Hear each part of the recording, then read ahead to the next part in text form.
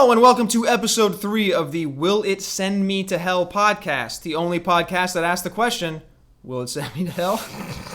My name is Dalton. That's classic, dude. You got the voice down and everything. And joining me today is my good friend Michael, better known as... Just only today. Only today. Joining me today is Michael, better known as Yeoman Vidya. Am I? Who knows, dude? This could be listened to in the future where I'm better known under the name, like... I don't know, dude. I don't even. What's your famous guy name? Never mind. I don't want to give away my secret identities. Never mind. I'm gonna keep that for later. Yeah, you'll find out. So I guess before we really get into the show, Michael, let me ask you a question: are you homeless? No, not homeless. Wow. That is why there's an echo in here. That is not the roof of the firmament echoing back our sound. That is the roof of my home echoing back the sound. That is, so do you like your house? Is it good not being homeless? Empty. As I've said before, it's lonely.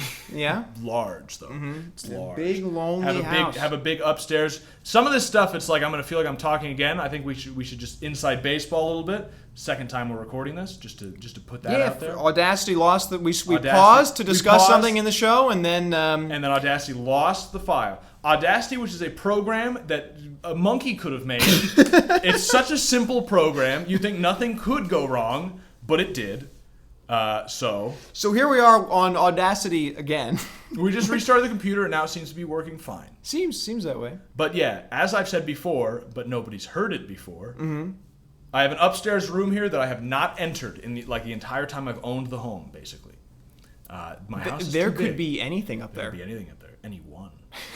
Hitler even. Hitler's child. He comes in places you wouldn't ordinarily expect, which we'll get into. He wouldn't be in Germany. Which we'll get into later. That would be relevant. Is there anything before we get into the show that you might want to ask me?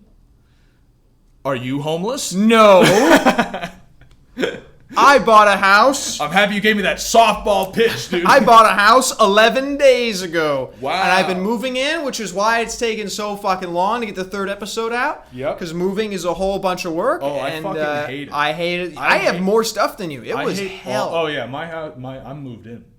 Yeah, you have not. There's a guitar over there. There's some shoes. There's your router on the ground. That's even a modem. There's no router in this house. No, on that the floor. Costs extra. I plug in direct. Yeah. Raw. Not raw. I got a modem in the way. Raw Ethernet. It is better raw. It is better raw. That like most things. Like my food. Like milk. Yeah. I can't believe that's illegal. They need to make a show about how milk is ridiculous. illegal so that we can talk more about how milk is the milk legality show. Have us on as guests. I would fucking rant for an hour. I can do it right now about how they're trying to fucking kill us. But this is the Will It Send Me to Hell podcast. But now we have to talk about how they're trying to kill our souls. That is what Hollywood does, ladies and gentlemen. Luckily, we're not. Good segue, Dalton. Yeah, thank you. Luckily, we're not talking about Hollywood today. We're talking about Jollywood? I don't know. Japawood? Japan. Just whatever you're the saying. The Japanese animation industry. Yes. Today we watched Vatican Miracle Examiner. Yes. What is Vatican Miracle Examiner? Let me tell you. It's a anime. Mm-hmm. Based on a show, not a movie. 12 episodes. Yeah, it's a 12-episode show. Based not on manga. I refuse to say manga. I'm a damn American. Many Americans say manga, but that's fine. Based on you say GIF, and that's wrong. No, I say GIF. Don't. Oh, you do? Yeah, I say GIF. Don't fucking put that out on the internet that I say GIF. You. It's GIF. Dalton is also a psychopath like me who says GIF and likes pineapple pizza now. You turn me on that one. Yeah. Weird. Anyway, it's not based on a manga. It is based on novels. Mm-hmm. Literature, I dare say. Yeah. I don't even know if they're light novels. I think they're just novels. Really? Yeah. Okay. I haven't read them. They're only in Japanese. Me neither. I think I will read them, though. Wow, look at you. I just mean they must be... they've got to be interesting. I mean... Living alone, reading Japanese novels. The microphone is sitting on a bunch of Japanese Let me books. tell you, you are on the path, my man. Hey, I had a date the other day, all right? Wow. And it went well. Did it? Yeah. Is she cute? Yeah, she's cute. Is she really? Yeah. Okay. I think she's cute. See, whenever you say she's cute, you say I think she's cute, which makes I just know that she's not a tall, hot blonde. Yeah. She's a short brunette. She's attractive. I think she's attractive. Do you want to know something, man? What? I don't like blondes. I've never dated a blonde. I'm not. We're I'm so not off into... topic. All right, we talked about Vatican Miracle Examiner. It's a 12-episode anime. Mm-hmm. Genre is? The genre is... I'm not going to say the genre. You tell me the genre. I meant mystery. Oh, it's a mystery show. I thought Michael was going to do... It's a shoujo anime. Yes, the target audience is young women. Yeah. That is the important thing to know because it's immediately evident. Young women like mysteries. You know that? Women love like mystery mysteries. shit. I don't know why. I don't get it. Yeah. I guess you know why? Because they hate men. Of course he did it. I knew he did it the whole time. But don't women do it sometimes? Rare. But then they go, yeah, she was a cunt. Yeah, Whore. she was a wrong girl. I shouldn't say the C word on the Catholic podcast. Maybe. By the way, in case you're just joining us for episode 3, this is despite what you've heard so far, this is a traditional Catholic podcast. In which we discuss various forms of media, all of them, basically. All of them, paintings. Maybe. I don't know. Dude, songs. That's outside of my realm of expertise. Albums. Paintings. Albums could be. Spoken word. Albums. Poems. Slam poetry. We should do an episode on slam poetry. Maybe. But we review all of these things from a Catholic perspective. Catholic Zoomer perspective. Yes. You may have listened to... we talked about this first show, but you joined us for the third show because this is an anime, and you're a cool guy, and you say... So you skip the first two, don't want to listen to Scott Pilgrim vs. the World. I don't know what the fuck Invincible is. This one's an anime, and you go right to that one. I don't blame you, dude. So... we're not a Catholic millennial podcast. Wah, wah. You've heard those. They go, I don't want to offend anybody. You have integrated wah wah way too far into your vocabulary. When have I said that? I hear it every other day I spend with you, dude. Do I say that a lot? Oh, yeah. I'll have to cut back on that one. Yeah. It's one of those things, there are those things that get involved in someone's vocabulary that just become like, it happens to me all the time, where it's like, it's a virus. Like, now it's in my brain, I'm saying it every other word. Hell yeah, dude. Yeah, like hell yeah, dude. Exactly. But that's a good one. Exactly. I refuse to get rid of that one. That one's fine. So, anyway, we're a bunch of cool guys. Yeah. The gist of what I'm saying. We don't remember 9/11. Yeah. We're just cool. That's all there is. We're just cool guys. And we watched an anime. Yeah. We watched Vatican Miracle Examiner. Yes. Let's talk about the show. Okay. So it's each episode, well, all right. There's kind of 5 distinct little arcs, but basically what it is sort of like it's sort of like a mystery procedural kind of. Yeah, I mean it's like a classic mystery story of like a detective and his sidekick detective. Yeah. To, go and investigate murders and shit.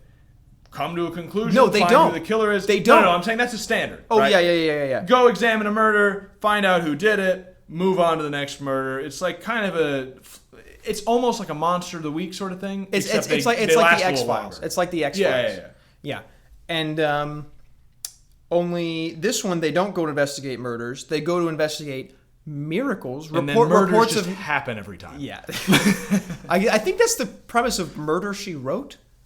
Isn't she like an old lady who just goes around and then wherever she is, a murder happens and no one suspects her?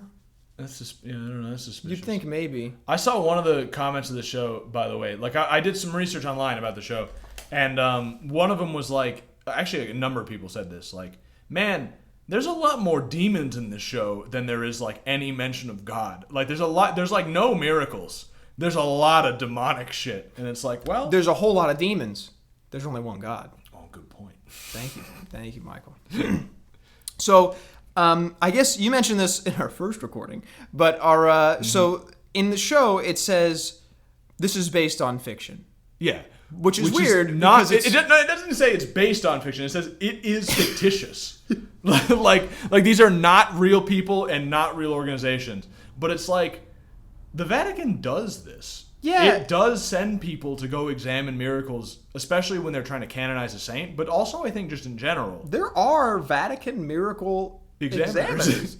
None of that is fictional. None of that's fake at all. Yeah. So I don't really understand. They do make up like other things, like they're in a fictional South American country, and then fictional African which country, is probably yeah. Mexico, and then later, a fictional African country, but yeah, also probably Mexico. But yeah, basically the show's divided into it's like 3 mysteries, 1 story, and 1 sort of ending, just wrap up.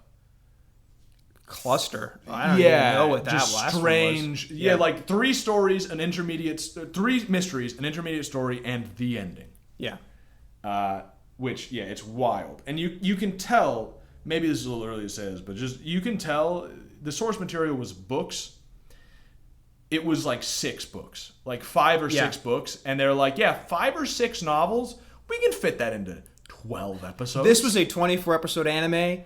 This was like fit into 12 episodes. The thing like is, the pacing is nuts. If you want to make this like a really good show, I'm not gonna say it's not good. We'll get into that, but like, because maybe it's not good. I don't know, but I don't know. I don't know. I don't know. But either way, I think the ideal for this kind of show, like if I was gonna make this, I'd be like, let's make like 1 book into a 24 episode anime. Absolutely. Not 6 into 12. The first 4 episodes, the story where they go to South America, is like, you're kind of on first episode, pacing's good. I'm on board, I understand what's going on. Second episode, it was kind of fast paced. Third episode, I don't know what's going on. And 4th episode is like... It's 9 episodes. It's amazing. It's amazing how much they fit into that 4th episode. So it's almost impressive if it wasn't so confusing. If we just go through it real quick to illustrate the point, because it's worth mentioning all this, and it's like it's illustrative of the entire show. Mm-hmm. It never stops doing this, but it ramps up particularly well in the first 4 episodes. Where the first episode, it's like you're introduced to the cast, right? You get the characters. By the way, I don't want to get into all the details of the show, but great exposition. One of the first lines is, "I'm really excited to go to our job as Vatican miracle examiners, where we get to examine miracles." Does he actually say it? Just yes. like, ugh. That's 99% verbatim, I swear. He's talking to his partner, who is a Vatican miracle examiner. Also a Vatican. This is not their first day. Right. This is what they do every fucking day. They've been doing this for a while. And they're obviously very close, these two. They're best friends. They're best friends, and like I said before, the show is made for young women. Mm-hmm. Young women in Japan, for some reason, like homosexual pretty boys. Yeah. And so young women everywhere. Perhaps. My wife, look at me. So these characters are designed to look either like a pretty boy or a woman, like every character in the show, with the exception maybe of Roberto. He's like the manliest guy in the show, who's not a side character. Or a murderer. Or a murderer. The murderers are all very manly. Yeah, hell yeah, dude. It's manly Get thing, fucked. Violence, yeah. But so, the show starts with like just a bro checking in on a bro, seeing how he's doing. Hey, you need to go take a shower. Mm-hmm. So go take a shower so we can pan the camera up from like an inch above your dick up to your ripped chest. These priests work out, by the way. They do. 100%. They look awesome. These priests keep the body as a temple like on the forefront of their mind. You think that's all natty, dude? Oh yeah. They had natty bodies. They weren't like massive. They were shredded. Oh, I gotcha. Just wondering. Yeah. They're also anime characters, so their workout routines are not. Yeah, they eat pasta in an episode, so those unrealistic. They're carbo loading. Yeah. they're bulking. Yeah, they're bulking. But yeah, so like very immediately you watch the show, and if you're like a guy who watches anime or was cursed with growing up on the internet, the show will look gay to you, just the character design. And then you immediately have like a buff dude taking a shower. Almost see his wiener. Almost see his wiener. Like 2 minutes into like the first episode. And it's like, oh. It happens quick. But it's worth mentioning, despite the way it looks, despite characters later literally just being women that they gave a male name and like we're supposed to believe that they're male, but like, they clearly look like a woman.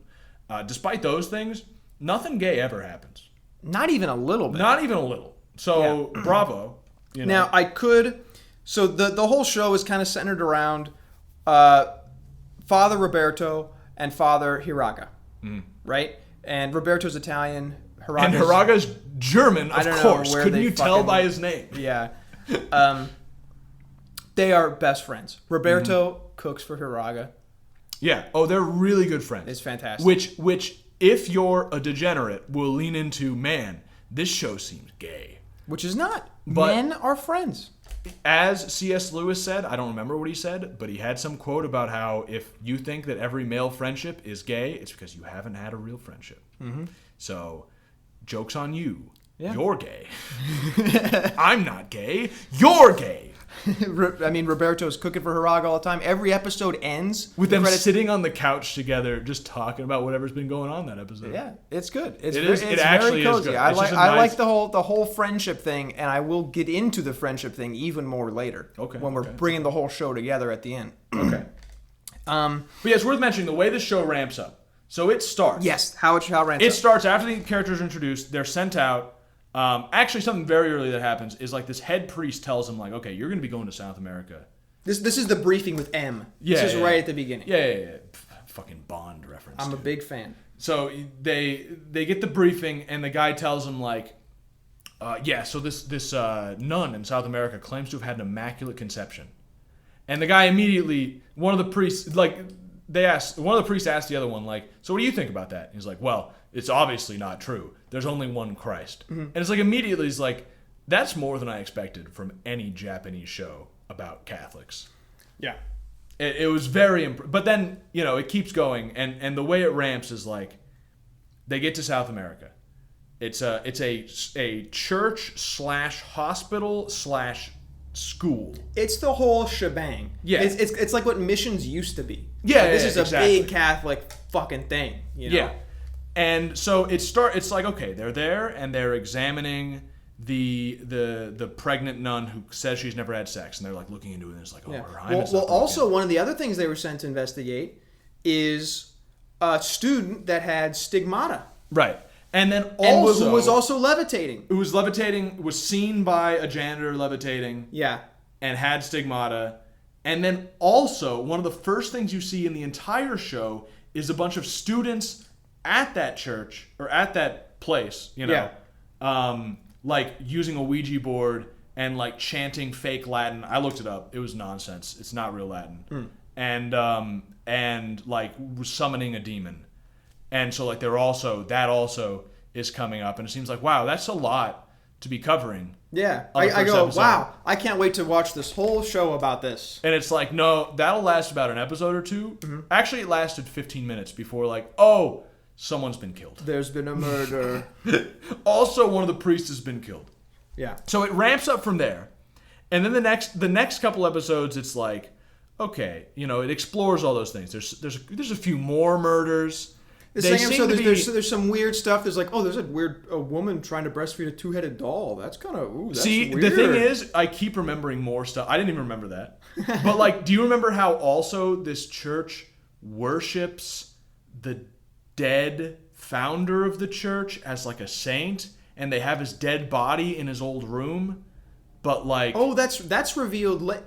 There is so much. That's like episode 2 or 3. I forgot about that. And like, they like I've worship seen that him twice, by the way. Yeah, they like worship him as a dead. Which like all this stuff, I'm so impressed by it, because it's like first of all, when they're doing the demonic shit, they're using a Ouija board. A lot of Catholics don't even think Ouija boards are like demonic. They are. You should not use. Should we get into why they are? Maybe some people not Catholic, they think we're just being superstitious. Well, okay. I mean, yeah. If you got it, yeah. So the whole Ouija board thing. I don't know if the exact origins of, the guy who invented it. It said, talking to someone, the name, Ouija, which really, that's how you pronounce that? Okay, buddy. But whether or not you believe in anything about the origins, if you're, what seems to be the case with demons, if you're acting like something has power, it will have power. That's inviting a demon in. And the way I'd put it too is also just like, there are two options. Yeah. When you use a Ouija board. Either it's bullshit and nothing is happening except maybe like all of you collectively fucking with it, subconsciously or whatever, or there's a demon and it's real. There's no ghosts talking to you. To be clear, it's either no one or a demon. Yeah. So don't do it. You're either wasting your time or damning yourself. And this show correctly shows. That's a point in its favor for not sending you to hell. Is that it correctly shows that Ouija boards are bad. That's how you summon devils and shit. Yeah. And like, That's true. they also go out of their way to more explicitly summon devils. But devils are summoned. devils are summoned in this show, maybe a couple times. But oh my gosh, I remember even more about this show. it's fucking madness. Jeez. It's ramping up. It goes from there. It's talking about it. They're like investigating the dead priest that they worship. That 2-headed woman who comes in who claims to have two-headed baby. Two-headed baby. A doll of a 2-headed baby that a woman that the woman claims to have had after being impregnated, like, and it sounds like by the priest, but then they're like ritual. But then another priest comes by and like, nah, she's crazy. She's at our mental ward. We have one of those, by the way. And it's a ritual, she said, and like that her baby was like gonna be some powerful fucking leader. But it was so much. It's crazy, and it's like, where's the show going? And every 3 minutes, it'll stay on one of these things for like 3 minutes, and then something new will happen, and it's like, we didn't even fucking cover that last thing, and then it'll just move, and then it's like, maybe there are aliens up here. There's been a murder. Don't even think about that one. Like, don't even have time to process what they're talking about. Do you remember the aliens too were set up by the guy driving? I remember the taxi driver in the beginning. Yeah. Yeah. I remember because I wrote it down because I was like, I gotta The alien thing was set up, although there were never aliens. They set up aliens, and there were never aliens. Bro! But then you get to like episode 4, right? And you find out what's going on in this place. You want to explain what's going on? Okay, it's tough. Can you explain what's going on? It's tough, but I think I have it. All right. So, rewind. It's 1945. So. I think it's not even better to start. Okay, basically, oh, dude. Do you want to work your way back? I'll work my way back. So right now, the reason people are being killed is because... Oh, dude, no, that doesn't make it easier. Okay, rewind. 1945, the war is over. Heinrich, what's his name? Mueller, who was escaped Germany... and was never found even during the Nuremberg trials or anything else. By the way, true. Really? I looked that up. There's even declassified CIA documents about where they have tried to find him, and the only conclusion they've come to is that they have never found him. That is so cool. So that is real. He's escaped. He actually escaped. But so in the canon of this story, he escaped to South America, and he was helped to escape to South America by the Catholic Church. He escaped in a blimp. Which was mistaken for aliens. Yes. Because Mexicans think blimps are aliens. Is what we're... That was the subtext. Yeah. What was said. That this Mexican guy definitely believed that, he did not recognize a blimp. In 1946 or whatever. 45, I guess. I don't know how long. I don't know how long. No, he was in Italy for a while, he said. I think it was Italy. Look. We don't need Doesn't matter. The weeds. We're going to spend more time talking about it than the show does. I know, for real.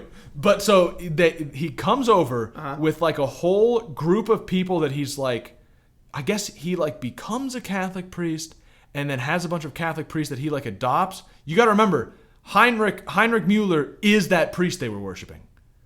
That's right. He was Michael Brown. So yeah, Michael Brown. Big Mike. So before coming over... He first like lives in Europe for a while as a Catholic priest, saves a bunch of orphans, and then brings them over. I forgot about the orphan part too. And then brings the orphans over to Mexico or whatever country it's supposed to be, and then raises those orphans to also be priests, most of them. Yeah. And help him in a Catholic church reestablish the Third Reich by doing a forced insemination of I think a local woman or someone they kidnapped. Oh, you missed a step. What? They saved Hitler's body. I was gonna say they somehow saved Hitler's body. It's frozen, and that also got transported over where they took the sperm out of Hitler's body to inseminate a woman to give birth to the son of Hitler, but also like the Antichrist, because they also have some devil worshipping shit. Yeah. And then the baby comes out with 2 heads, and they're like, that's great, because our demon has 2 heads, but then the baby dies because it has 2 heads. Yeah, the demon would be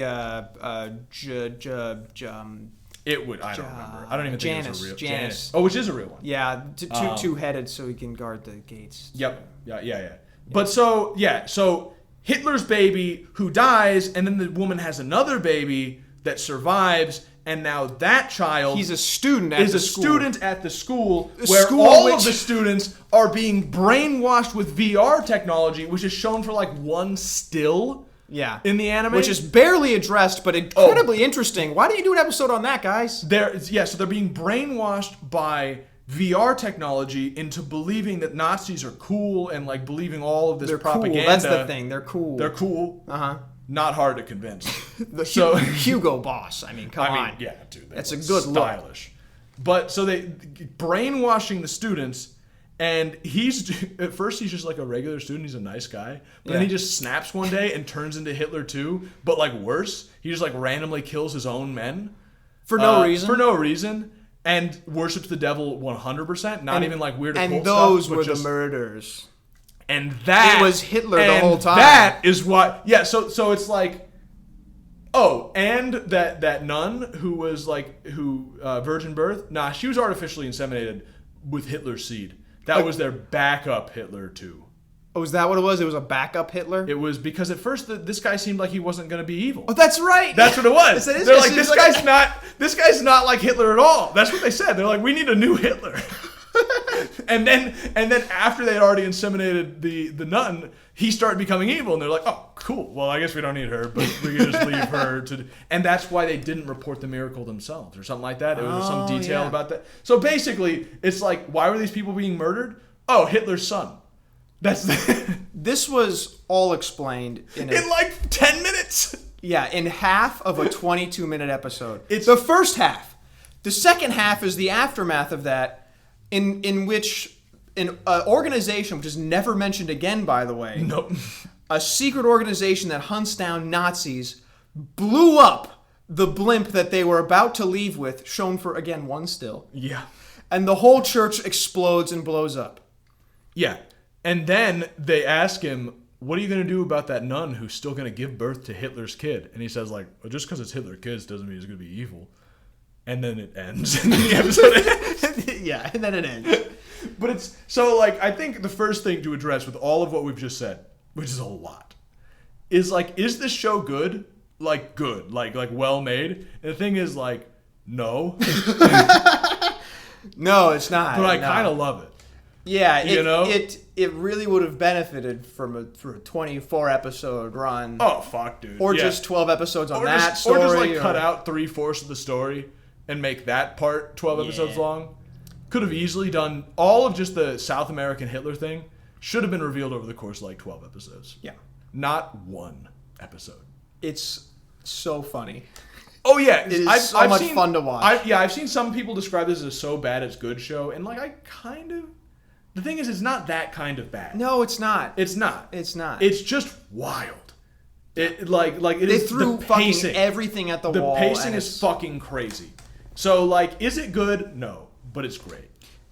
And it's interesting, and it has moral points. The the Catholic show makes moral points, which is why you have us, ladies and gentlemen. Yeah. Well, do you have one in mind at this stage? So, yeah, I do have one in mind. And I don't know how much I want to get into the Nazis and, you know. All right, yeah, Dalton warned me about this. He told me this should tell you everything you need to know, which is he told me not to express my opinion on the Holocaust. I think we don't need to get into that.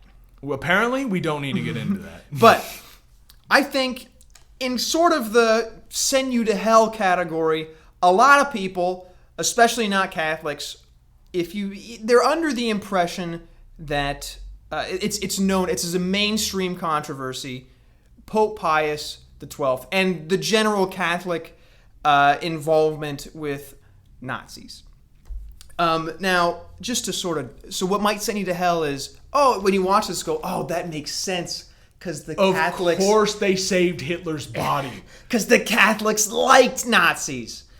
I guess what people tend to forget is that the Nazis persecuted Catholics. This is pretty well known. Yeah, I would say at the very least it is much more complicated than either Oh yeah, they loved Nazis, or they 100% hated Nazis, because there are some Nazis who like the church. The famous example being the leader of occupied Belgium, occupied maybe in quotes. I've recently found out that occupied France was literally just France, because Vichy France, you mean? Yeah, Vichy France was just an elected ruler who won the vote, who was wildly popular, who decided to surrender for the good of the people, which the people agreed with, and continued to be at war with Germany during the entire course of the war, and ruled themselves. So, like, it was just France. Whereas the guy who was, in control later of Free France, he's doing air quotes, tried to sell out his country, not follow the will of the people, tried to combine France with England, completely get rid of the sovereignty of France, and fled the country, whereas the other people, like, stayed. And so, like, so I don't know. I got to read more about Belgium, because the France thing has completely turned on its head in my mind. But the leader of occupied Belgium, he was very Catholic. Yeah.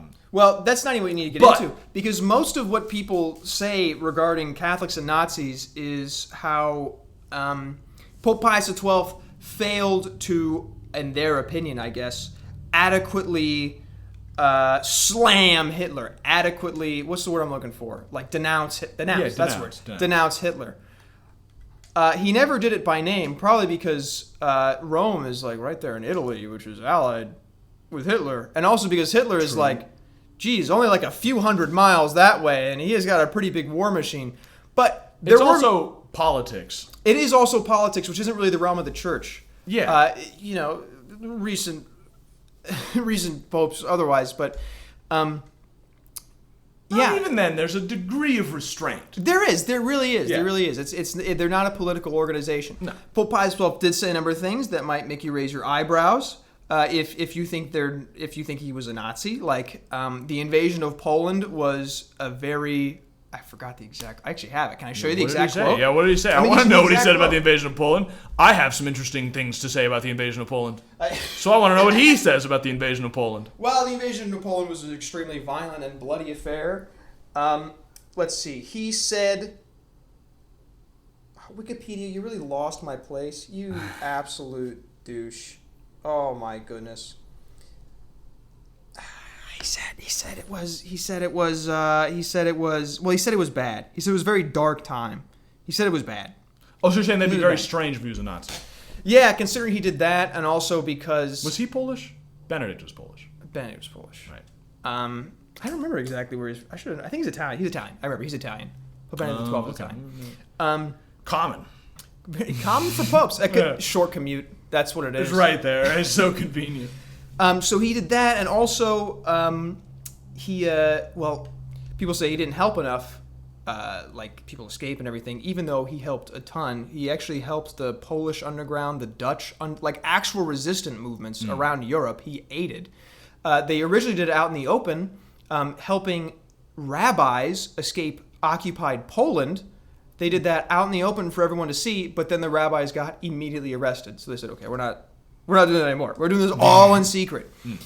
And there's more. I get into more and more, especially considering like Dutch priests were like arrested and oppressed and killed during World War II because, newsflash, Hitler didn't like Catholics.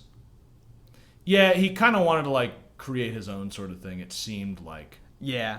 But he also like did tolerate some Catholics, and there were some Catholics who were in favor of the Nazis. So I think it's more complicated. You should not certainly have the opinion of just like, oh yeah, the Catholics were like totally Nazis. Yeah, no, they're not. Like they're were. Really I mean, he not. even won his election against the Catholic Party.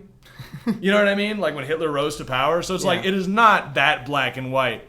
And if anything, they were less Nazis than they were Nazis. You know what I mean? Yeah. They were more against them than they were for them, like 90% of the time. Absolutely, and Hitler did persecute the Catholics. Yeah, in certain, yeah. So like, it's not. Anyway, I just think that needs to be said because it is out there. Oh yeah, people do think like, oh yeah, that's the Nazi Pope.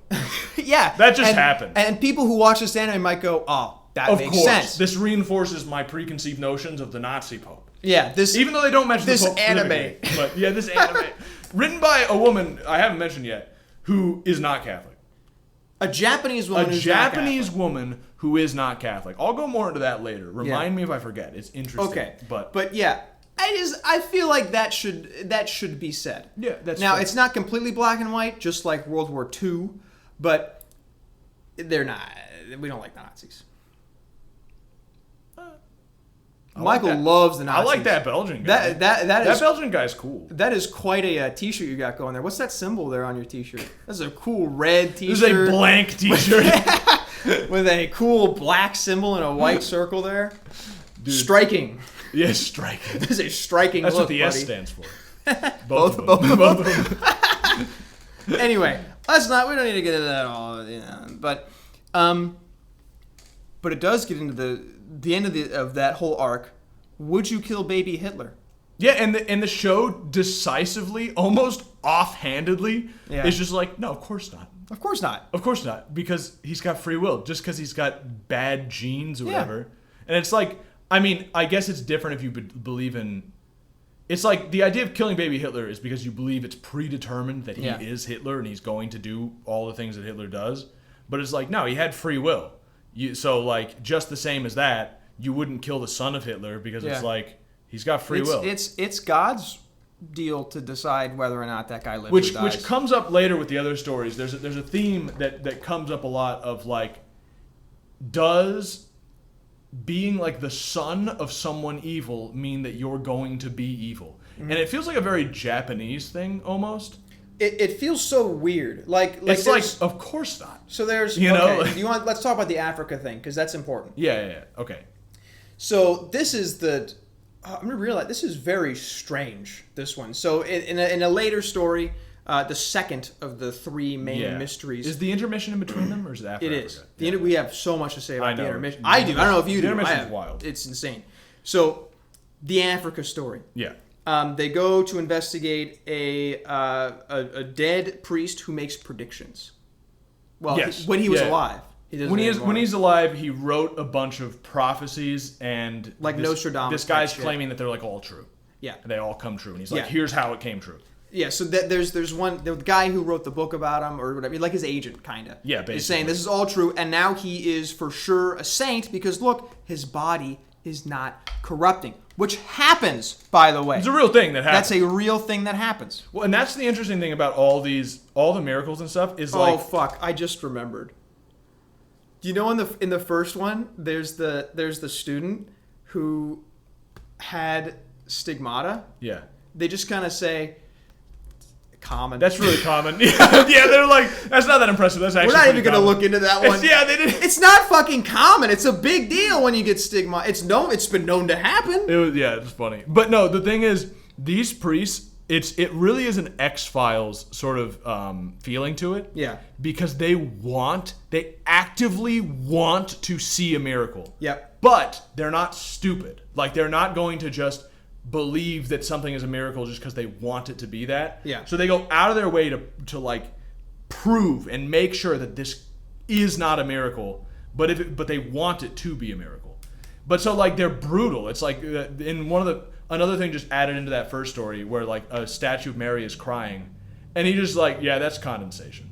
Yeah, and he proves it. He proves it with like, everyone goes, oh, a miracle, and he goes, nah, dude. Nah, I'm gonna look into that. I wish, buddy. Yeah.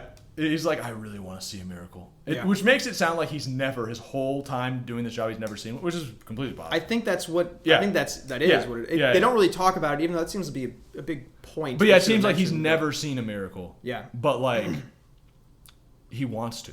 He wants to believe. And he does believe. Yeah, but yeah, that's the thing. Even though it's a nice balance to where like, he's proving all these things wrong. But like, he's still Catholic. He doesn't prove anything wrong about the faith. Yeah. You know? Well, and it's really cool too to see like after the first story when it is revealed that the Catholic Church colluded with Nazis and there's all this corrupt money in the church funding all of this and there's so much corruption. Yeah, we didn't even like mention the Vatican Bank. That's like a major part of the first story. There's like we could endlessly talk about. There's all this money laundering and everything. Yeah, this all one episode it was discussed. Oh. And then at the end of that, the main priest who like sends them off to do this says like, was your faith shaken at all? And they said like, No. No, obviously Actually, not. That like the name of the episode of like episode 3. Let me see if I think I have Say it in here. Japanese. I didn't write it down in Japanese. Episode 4, when all this shit is revealed, the name of the episode is "Even So, I Still Believe in the Lord God." That is the name of the episode. That is so how based. The show has so many based moments like that. Because most shows, it would be like, oh, now I don't know if I believe this. This is the church that shows bad stuff, and it's like, that just shows that they're bad people. yeah, It has nothing to do with the faith. People a few years ago when there was the huge scandal in the church, people were leaving the church, and it's like, you never believed this shit in the first place if you're leaving the church, because it's a people basic, do bad things. Yeah, it's a basic tenet of the faith that people are evil. You know? Yeah, right? So it's very strange to like, oh shit, those people were evil? Yeah. That must mean the church that believes people are evil is wrong. Uh-huh. For believing that. so it's very refreshing It's to even see weirder that. And it's a big point in sending you to heaven. Oh yeah, this show is like non-apologetically Catholic and like faithful. The characters basically never doubt the faith. The closest they come is the German guy Haraga or whatever. Yeah. Like being like, man, my brother's dying. That really sucks. But I'm gonna believe that there's like a reason and that God will save him. But he's like, man, that would almost make me doubt, but I won't doubt. That's the closest. Yeah. That's the closest thing to doubt. And yeah, it's just sorry. This chair is squeaky. Yeah, don't look. We're running. We're low on a things. budget. We're on a budget right now. I haven't got a paycheck since I moved. Yeah, well, actually, I did get one, but it was $100. We'll come back to that. But so yeah, it's like this show. What was I gonna say? You distracted me with money, dude. Sorry, like that one episode. Yes. No, but like. This show really, it's okay, so in most media, you see either, like Western media. Uh-huh. In Japanese media, there aren't other examples because, like, where are their Catholics? Japanese media only has one theme. What? Willpower. Yeah. Well, there's another theme. I'm autistic. That's a common theme. Okay, two themes, which are both autistic. Even like themes. Metal Gear Solid, I'm autistic. That's the theme. That's just our opinion on the Japanese. Yeah, but that's all I have to say about them. But in most Western media that covers Catholic things, either the Catholics are bad, that happens a lot, or they're good but they're bad, or like they're faithful but they're bad. Like even like Power and the Glory. I don't know if you've read it. No, I haven't. Power and the Glory by Graham Greene. It's about a priest who's like he will not leave the faith, and like it's a really good book, but like it is an example of like he's faithful, he won't leave it, but he's like a drunk and he's like had sex while being a priest, and like it's like he's a bad guy, and like he's kind of redeemed by the fact that he's like faithful, but which happens with saints even. Saint Andreas Wouters. Is he the Belgian guy? He was a Dutch priest and martyr. He was a known drunkard and womanizer, and the Calvinists caught him and burned him at the stake. Mm-hmm. With a bunch of other martyrs. Yeah, and they tried to force him to renounce his faith in the Eucharist and loyalty to the Pope, and he said, quote, "Fornicator I always was, heretic never." Yeah. Oh, yeah. So it's amazing. I love those kind of... He was hung. He was hung. There's a picture of him with a noose around his neck. Oh. And he is now a saint. There's an example also of this Chinese, I don't remember his name, but this Chinese saint who was addicted to opium his entire life and couldn't kick it, and like would go, I think at some point he might have been banned from even like going to mass or going to confession or anything. Yeah. But he did not leave the faith. Like he just kept praying and praying that he might be saved from this, even though he was basically continually in like a state of mortal sin that he couldn't get rid of. Yeah. Because of his addiction. And then like I think it was the Boxer Rebellion happened and he died a martyr. Wow. You know? So it's like you just keep you keep the faith. And actually that literally keep literally in this there's actually I think word for word a part in this show where it says like as long as I keep the faith, it'll work out. You know? It's an extremely Catholic show somehow. It is, yeah. It's very. But yeah. what I was saying is other mediums, they'll have something like that, which is good. But you never see just, this is a priest or a Catholic who's good. You never see the redemption. Oh, I see what you mean. No, yeah, you yeah, see the redemption sometimes. But I mean, you don't see that he's you don't just see always just a good guy. Yeah, you Yeah. don't see just a guy who's always faithful or just always a good guy or whatever. Like, there's maybe, I haven't read Father Brown Mysteries by Chesterton.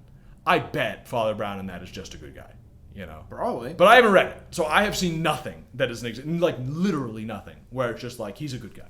Nothing other than this. Yeah. I mean, even like the young Pope, kind of a little bit, but like he's the not Young Pope's just a show good we guy. gotta do. It's fucking wild. I we should. Cover the wrestle Young with Pope. that show. I watched it years ago. I still think about it. It's fucking yeah. Yeah. Okay. So we were starting on Africa. Right. So the whole parents thing. So Yes, yeah, the idea about your so- parents yeah, influencing yeah. whether you're good or evil. So there's the Africa. Okay, so the guy, he makes the predictions. He's dead. His body is not corrupting. Yeah. Which has been known to happen. So they go With saints. With saints, yeah, and the Blessed Mother. So A saint. correct. They go there to investigate and yada yada yada. It turns out that priest was Roberto's dad. Yeah, after like 3 episodes, we find this out. And it's like, Roberto, you forgot? And he said, yeah, I was traumatized. I had amnesia. I had Which does amnesia. happen. Like to be fair, In traumatic events, it's been known that kind to of thing happen. happens. Yeah. But usually not like I forgot the face of my father. You know, it's like it might be like I forgot my father did that. Look, it doesn't matter how stupid it is. Because at the end of the episode, Roberto asks Hiraga, like, do you still want to be my friend, knowing that I'm the son of a murderer? And Hiraga's like, fucking obviously. Yeah, like what are you talking about? You didn't kill anybody. Like, Yeah, and it's weird to see that in something like maybe that's a big thing in Japan, but for me it's like, yeah, well, how does it affect anything? see, I've been friends with you for years. It's interesting because it's partially I think Japanese, but it's actually I think a weird fusion of this woman probably read a primer on original sin and was like, I'm Japanese. So the woman who wrote the books. Yeah. And that makes so much sense in a Japanese context. So I'm going to write that into every single story. Because every single story in this has that.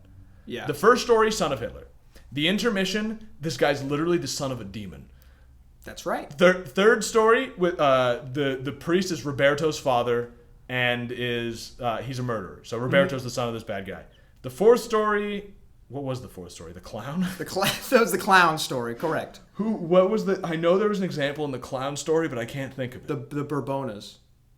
Right! They get the whole fucking French family, ancient French family that like, oh yeah, they were just like all evil. Yeah. And then the ending, I'm not sure. The ending didn't have any. I'm not I don't sure. think. But basically the whole show until the end had this to where it was like an exploration of like, But barely. It didn't even really. It just was like. it was really just like we really like the idea of this. So I'm And then gonna it keep just putting it in. immediately shot down every single time. Yeah, it's Except like, the Bourbonas, which I just realized how it plays out in the last episode. isn't it just called the bourbon? The bourbon. They call it Bourbonas the whole time. Is that how they pronounce it though? I think so. Yeah. It is in Japanese, so who It's in knows? Japanese, They who pronounce Vatican as Vatican. I know. like a South Vatican. African. Vatican. Or Jamaican, I- like a Jamaican. Yeah. The last episode does complete that theme. By the way, Does it? it does. Well, the last episode is that could be a podcast That's in its crazy. own.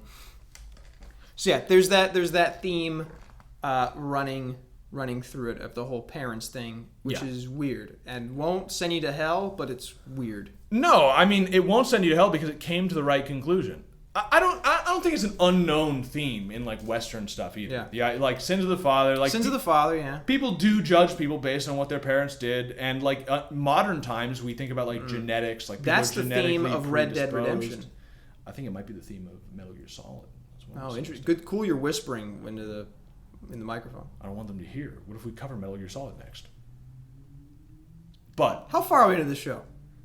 we're like halfway. Is it time to? Oh, do you want to? Yeah, okay. Dalton wants the shill hour to begin. This is the shill section. It's Yeah, not even really. It's look. All right. Here's the thing. 2 things we'd like to get done here. Yeah. All right. One is we'd like to read the emails that we've been sent. This Correct. is our read the email section. Actually, 3 things. 2 is to thank the people who have given us money to fund this show. And 3 Thank you, nobody. is to beg for money because nobody did the second thing. Yeah, which is fine. Only 2 episodes It was left. fine. Haven't made the third. I get it. Look, I get it. Here's the thing.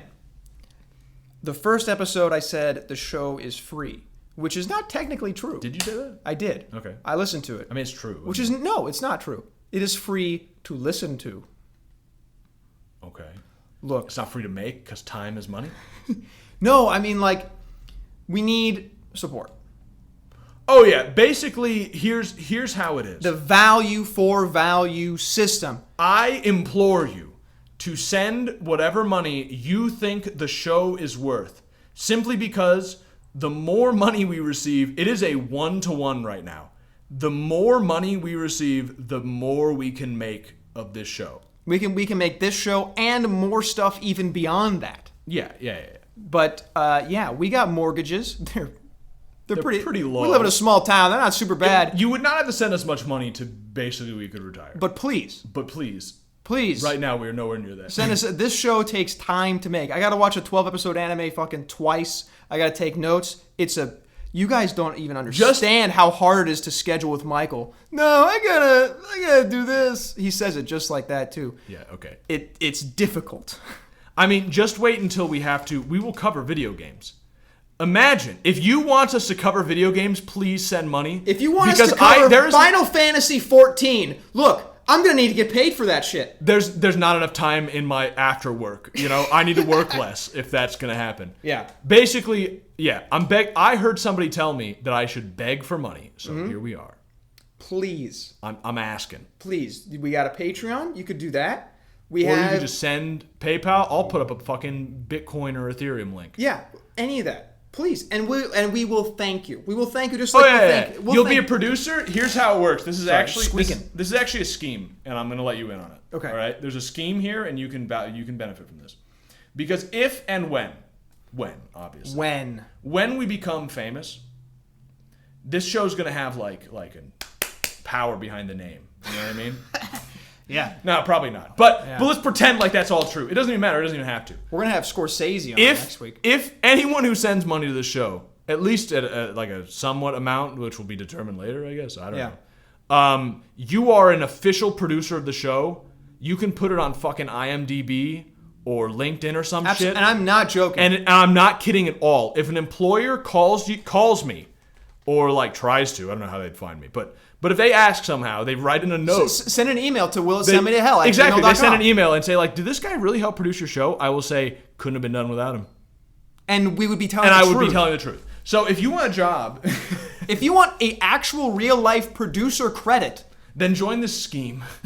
It's not a scheme. It's real. It's a real thing. It's real. They're a real That's what producer. producers are. Yeah, you provide the money, and it's not just that. If you have, like... artwork you want to send. If you hear, because we're going to tell you what we're going to watch on the next one, or we're going to talk about the next one.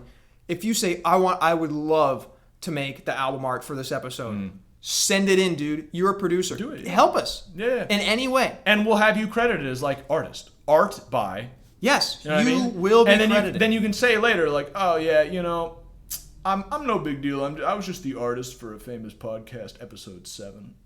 Yeah, you could do that. I got it at the ground level. I get on it, yeah. I Yeah. basically helped found the thing. So, yeah, the show is not free. Whatever value you're getting from the show, provide back in any way you can. Yeah. Yeah, mostly money. Most people will just do money. But if you have, What's the Bill Clinton quote? Bill Clinton after Haiti very suspiciously said... It was actually George W. Bush. Was it Bush? With Clinton. With Clinton. They were both... Even better. Yeah. But who said it? Who were the words? It was W. Clinton, Bush. right? It was W. Bush. Bush. It was Bush. Oh, okay. A lot of people want to send blankets or water. Just send your cash.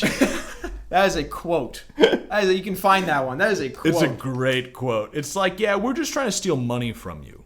Anyway, we have a few notes that I want to read. Yeah, we got some emails. Dalton's going to read them to me. I've not read most of these. In the future, I probably won't read any of them. Yeah, I think I got kind of set up here. But how we're doing this is, right now, send in your notes. We'll read them.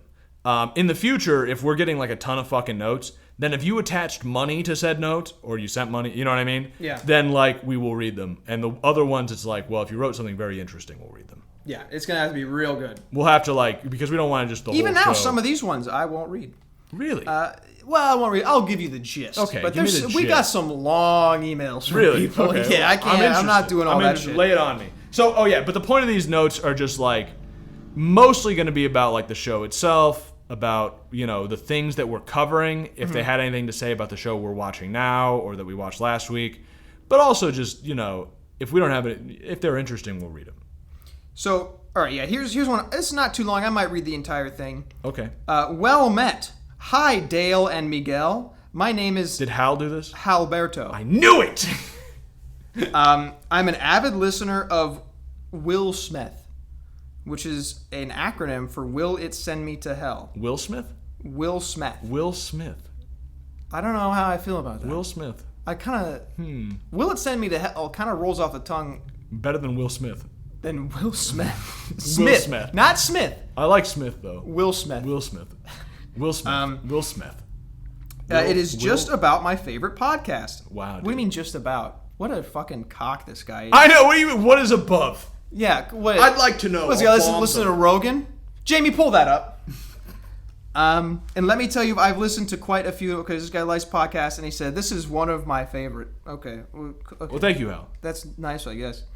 I'm wondering about Dalton can't take a something compliment. lately and figured Will Smith might be the best place suited to provide an answer, so here it is. I recently bought a lot of pork tenderloins, and I mean like 4 kilos. I don't know how much that is. My freezer is basically nothing but tenderloin at the moment, which is causing much distress, as that I know very few recipes that use tenderloin. Could you help me out with advice on seasoning and what goes well with tenderloin of pork? Warmth to your hearts and sun in your hair, Halberto. Okay, well, first of all... This is a question for me, obviously. Yeah, I eat shit raw. But I will say everybody knows seasoning for pork is rosemary. Rosemary. That's obvious. Now, a pork tenderloin is a little different. I say tenderloin, still rosemary is a great choice. Tenderloin's especially good with teriyaki. There you go. Next. Fucking teriyaki. That is the one-word answer to your question. Next email is from Matthew. Okay. You guys at the end of each podcast have a rating of which circle of hell will send you to from 1 to 9. Inconclusive or heaven. I don't want to do that. Also, Interesting. maybe I'm gonna read some Dante and get back to him on that one. every few episodes you could have like a Send Me to Hell minis episode where you compile a bunch of small topics that don't have as much to talk. Okay, listen. That's a good idea too. No, that's a good idea too. Don't like it. No. That's a good idea. Because blocked. Like you were blocked. saying before. You were saying don't block, man. You were saying like albums and stuff like that. There might be little things that like we want to cover, but just there's not that much to say because maybe it's so obvious. Like, oh, that'll send you to hell. Here's a couple points about that, or like maybe it's an idea. We could do even bigger episodes on big topics. Like someone mentioned ASMR. Will ASMR Yeah. stuff or like that. I thought about doing a mega episode on like we cover Lolita, for instance, the book and the Kubrick movie and the 90s that would be a movie. series of podcasts. I will That'd not probably sit down better. for that That'd long. probably But be yeah, better that than- would be a good idea. Yeah. There's another one this is from Chad Reactionary, which I am not going to read because he just basically explains the entire arc of the whole Invincible comic series. Oh, I skimmed that. Basically, it seemed his point was that we were saying Invincible wasn't that good, and he's like, well, the comic series gets a lot better. And it's like, okay, it sounds cool. I kind of want to read the comics now, but that's basically the point. This is a guy who reads comic books. I don't need to listen to his opinion. I read comic books, dude. There's like 8 right here. Those are called manga. Oh, you're right. Sorry, Yeah. those don't count. Thank you for the note. I don't want to just read the whole. No, it just I'm would not spoil the whole plot of the. Yeah. We have another one from Diamond Girly. Remember her? Oh yeah, She's back. She was an old viewer of my Yeah, stuff. she said, I just wanted to say that the amount of toxicity, degeneracy, and retardation that is in your server is insane. I had She's no talking about idea, my Discord server for my streaming. which link in the description. I had no idea that any group of people could contain such a high concentration of weaponized autism. Seriously, they need to get a life. You need to purge it, and you know which people are doing it. Make sure to start. See, the thing is, I agree with her, but I like that. I like that it's. The thing is, you'll never find a more horrid source of violent villainy. There's always like a most wanted of like 1 or 2 people who like you fucking make me ban you. Yeah, like, yeah, really, yeah. like, and you know what? She was on that list. So, Yeah, sorry, you were a troublemaker. but it never on the happens. survey, Like nobody yeah. really ever gets banned. I think one person got banned. No, people just leave on their own. They just leave. There's only been one ban ever, Yeah. and that was a male to female Yeah. who would not shut up Yeah. about that. And it's like, I am a Catholic man. Yeah. I want nothing to do with it. But you know what? Hey, big points to Diamond here because she wasn't having fun on the server, so she just left. That's fine. Yeah. That's very, that's how people should act on Server's the not for internet. everyone. It's fine. Myself, I would mute the whole thing except the announcement page. We got another note here from Jammy Boy, it's Buddy. Too long. War and Peace over here. Too long. We got War and Peace over here, all right? There's a couple parts that I thought Yeah, what's were... he saying? What's he saying? He also tells us all about the... Invincible? Yeah, the whole okay. thing. He said, overall, I think Yeoman got more of the themes early on, but Dalton got some right, but Yeoman shut him down. Very sad. I agree. Shut the hell up. I got some good points sometimes. Another cool note. Michael needs to become the Jordan Peterson for the Zoomers. We need the base Catholic man to set the kids straight since Jordan Peterson is a psyop. Rise up. We need you and maybe Dalton as well. I actually agree. And I've been thinking about this recently. And maybe Dalton as well. Yeah. I'm glad I'm an afterthought for you, buddy. I've been thinking about this. You know what the problem with Jordan Peterson? It's we exist on this is better about a podcast. A podcast is free form. Like people can listen to this anywhere. Yeah. Like it's on Spotify, but you can also just download it straight off of like a podcast app, which means it can't get taken down. It can never get taken down. Yeah. If you want to listen to the show, you will always be able to do it. Yeah. Yeah.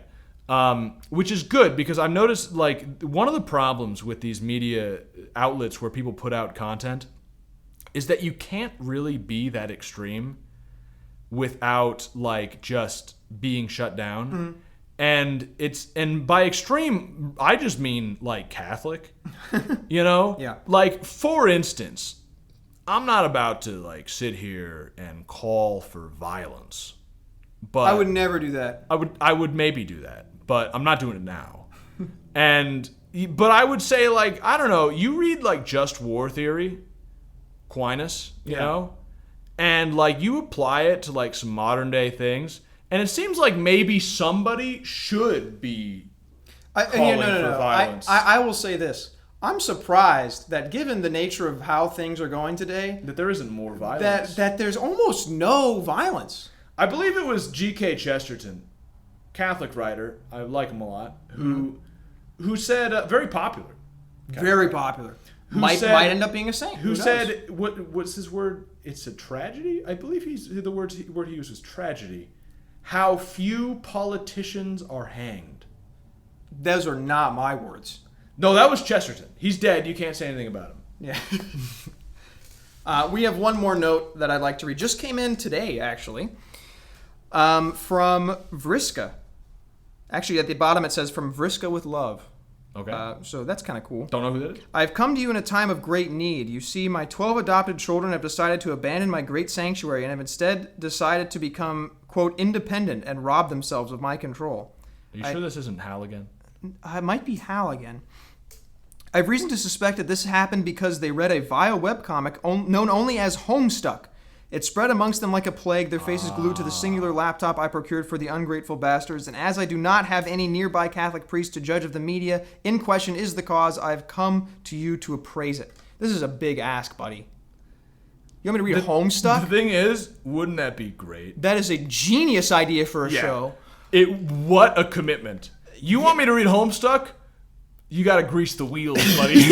Like, seriously. You know how big of a commitment Homestuck is? I am so willing to do that. The thing is, though, I will. I am not joking. This next sentence is not a joke. Okay. If you send enough money, I will quit my job to read Homestuck. Me too. 100%. No, seriously, Yeah. But if you want to right see these now, long-ass things, right now, money. I have a full-time job, and Homestuck, dude, that's another full-time job. We're doing these. We're gonna try and get these bi-weekly or fortnightly, but we want to get them. We want to get them. Fortnightly. Hell yeah, dude. We want to get these out maybe every week, pretty soon here. So if you want me to read Homestuck in a week, help me out. You want something? I want something. Yeah, that's just how it works out. Yeah. Okay, that's it for the notes. Okay. That is willitsendmetohell@gmail.com. If you want to get a note read for free, do it quick, because I'm thinking Vriska's about to send us $10,000. That is what the show is worth to them. No, if some... Her, him? I don't know. I don't know. From Vriska with love, maybe it's a her. Don't know. But also, there's fraternal love. These things exist as well. Lastly, what are we doing next? What's the next show? What are these Not people... lastly, this is not the end of the podcast. This is a midpoint. This is a last part of the mid-roll. Yeah, of the intermission. What are we doing next? We are... See, the problem is, we want to do Metal Gear Solid. But I don't know how much there is to say about just the first Metal Gear Solid, and I haven't finished it yet. A spoiler to you, Michael, you'll have a lot to say. Okay. Well, then should we just do Metal Gear Solid? Yeah. Okay, we're doing Metal Gear Solid. Yeah. The original PS1, not the remake. Not Twin Snakes. Not Twin Snakes. Just making sure you know, because I don't know if you played Twin Snakes most recently or the PS1. I've never played Twin Snakes. I hear it's bad. Okay. I don't even want to... I hear it's just different. I don't know if it's bad. I haven't heard too much. I hear it's bad. Okay. Well, the original Metal Gear Solid. If for whatever reason you haven't played Metal Gear Solid before, dude, come on. Oh, it's so fucking good. I'm streaming it right now also. If you want to catch the end of it, you can go see the VODs also on twitch.tv/yeomanvidya. That is YEOMANVIDYA. There'll be a link in the description. Yeah, so if you want to actually, if you don't even want to play it because you're a Zoomer and you don't play games, you watch them, then you can watch me play them. Absolutely classic. It's a game. fucking, well, we'll get into it. I got a lot to say about that game. I think I might. Let's get back to the show. So, I hate that. I despise that. Ba-ba-da-ba-da-ba-da-ba. But welcome back. We're back. Where did we go? But, so where we were at, we were talking about Africa. So what happened? It seemed like you had something to say about the African part. Yeah, well, so a couple things about the African part. For one, there's the African natives worship demons, it seems. Yeah, which it's like some realistic. However, you can't put that in the West. It's interesting. Yeah, it's like a traditional African religion, and then it turns out to just be demons, which is like that's true. That's true. All of the gods of the Gentiles are demons. Yes. And who said that, by the way? I believe that was the Bible. Interesting. I'm glad someone wrote that down. Yeah. But yeah, you can't show that now. It's pretty that's controversial. racist. You can in Japan. You can do whatever you want. You can do that. They hardly even have. They don't have black people. Yeah, you can tell by the way they draw black people. It's great. It's like that's a white man with black skin. It's really weird. It's racist. They have two modes. They have all the way or not at all. They have color change, or like different being, and there's no in between. Yeah. So I guess the main thing to say about the African thing is that, and also the priest who makes predictions, who turns out to be Roberto's father, who was also a murderer, murdered Roberto's mother, was hiding out and was making weird predictions for. I don't know why he was making the predictions. That was never explained. He was it wasn't. Or never like explained. Why he like became a priest to hide. To hide. That's right. I don't know. People apparently do that a lot. The Nazis did it. This murderer. I don't think people usually do that. No. If you're a priest, you're usually pretty out there. You can usually kind of Google a priest and find him. Not in South America and Africa, dude. Those are unknown places. Yeah, kind of. Places they mentioned, I couldn't even find them on a map. So, I don't know. It wasn't all the predictions turned out to be fake. They were all just like easy, like predictions that just could apply to anything. Like Nostradamus. Exactly. It's like that could apply to so many things that you'll find something that's true that sounds like that. Yeah, Nostradamus predicted 9/11. You know that? Really? Buildings fell down. Did you say that? So it was something like that. It was just one of those things. The only one I know there was a big one that it was like there was a fire in London, and it's like, yeah, a big city probably has a fire now and then. Yeah, it's like okay. Yeah, they were kind of that kind of predictions. Except for like one of them about like World War II or something. Oh, it was Nostradamus. Yeah. Yeah, he mentions Hister, which is weird. Oh yeah, like a big right? war, and the guy's name is Hister. Yeah. But like that's also not what the guy's name was. You fucked up, dude. If he had said Hitler, I'd be like, wow. Hister. Hister, it's like, I don't know, I guess. Yeah. I guess that's what his name What was. a crock of shit, that guy. Yeah. So And the guy I on don't the know. show. I don't know exactly what point the show is making with that. I mean, it was making the point with like the father like son. Yeah. But that one didn't seem to have a lot to say. Oh no, that was the one. He also starts to go psychotic. No, that was that arc. Yeah. It has a lot to say about that though. Okay. You talk about that one. No. I don't know. I don't know where you're going exactly. That's when he finds the Book of the Bourbonas is in Africa. The Bourbons. Yeah. And he's tempted by the devil the whole time. Oh, he's like yeah! going, So he's like starting to fall This is Roberto. Roberto, the son of the murderer. So, son of the murderer, the two priests, Roberto and Haraga. Haraga, his whole thing, he's got a brother who's dying, and Roberto, he loves books. He loves them. He's the We find knowledge out guy. later he loves books because he was a lonely kid. Yeah. Who a friend of his at like a hospital he was at introduced him to books. Yeah. And then like died of cancer. Yeah. Yeah. So he loves books. Very, very sad. Yeah. So Hiraga, he's the science guy, and Roberto, he's the ancient tome He's guy. the esoteric knowledge guy. I love it. Yeah, it's which great. is very cool. That's who I aspire to be. It's very The cool. esoteric So knowledge guy. he's almost tempted by, he finds these rare books, and he's like, this might give me the secret to the treasure of the Bourbons or Bourbonas, whatever the fuck. Yeah. And he's like, which is the first time this is ever mentioned. It's like Yeah. the what? and he's tempted by the treasure, but it seems almost more the knowledge. Yeah, he has these visions of like there's a court where the devil is judging him, which to be clear is not accurate. Christ will judge you, but I get what they're going for.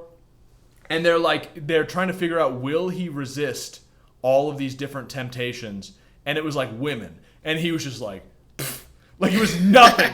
Like they showed women, and it was like whatever, no problem. Based. And then it was like money, and he's like, yeah, I don't need money. It was like so, and then it's like knowledge, and he's like, oh, I love knowledge. I would really like, but then he's like, no. Yeah. He wins. He wins against the temptation. But then it's really weird how they have it. Then it shows Hiraga. And it's like, yeah, we're going to like torture this guy. Yeah. And he's like, he says something like, no, like burn me instead. Like basically he's saying, let me go to hell instead of my friend Hiraga going to hell. Yeah. And then even though that's kind of like, well, that's not exactly, it's close. Like, sacrifice is good, but you shouldn't damn yourself to hell as a sacrifice. It doesn't make any sense, for one thing. Yeah. But then it works out, and it's like, you've passed.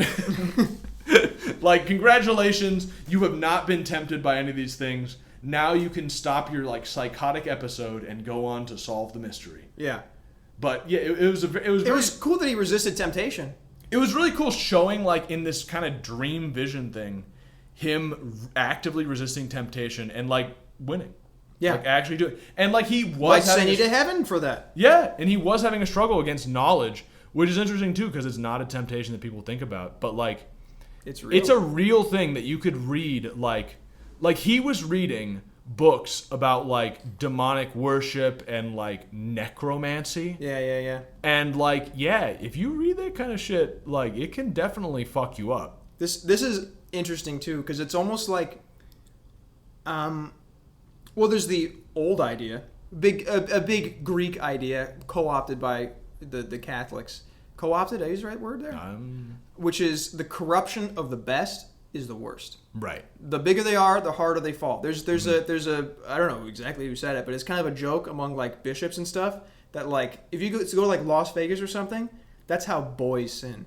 You go to a monastery, that is how fucking men sin.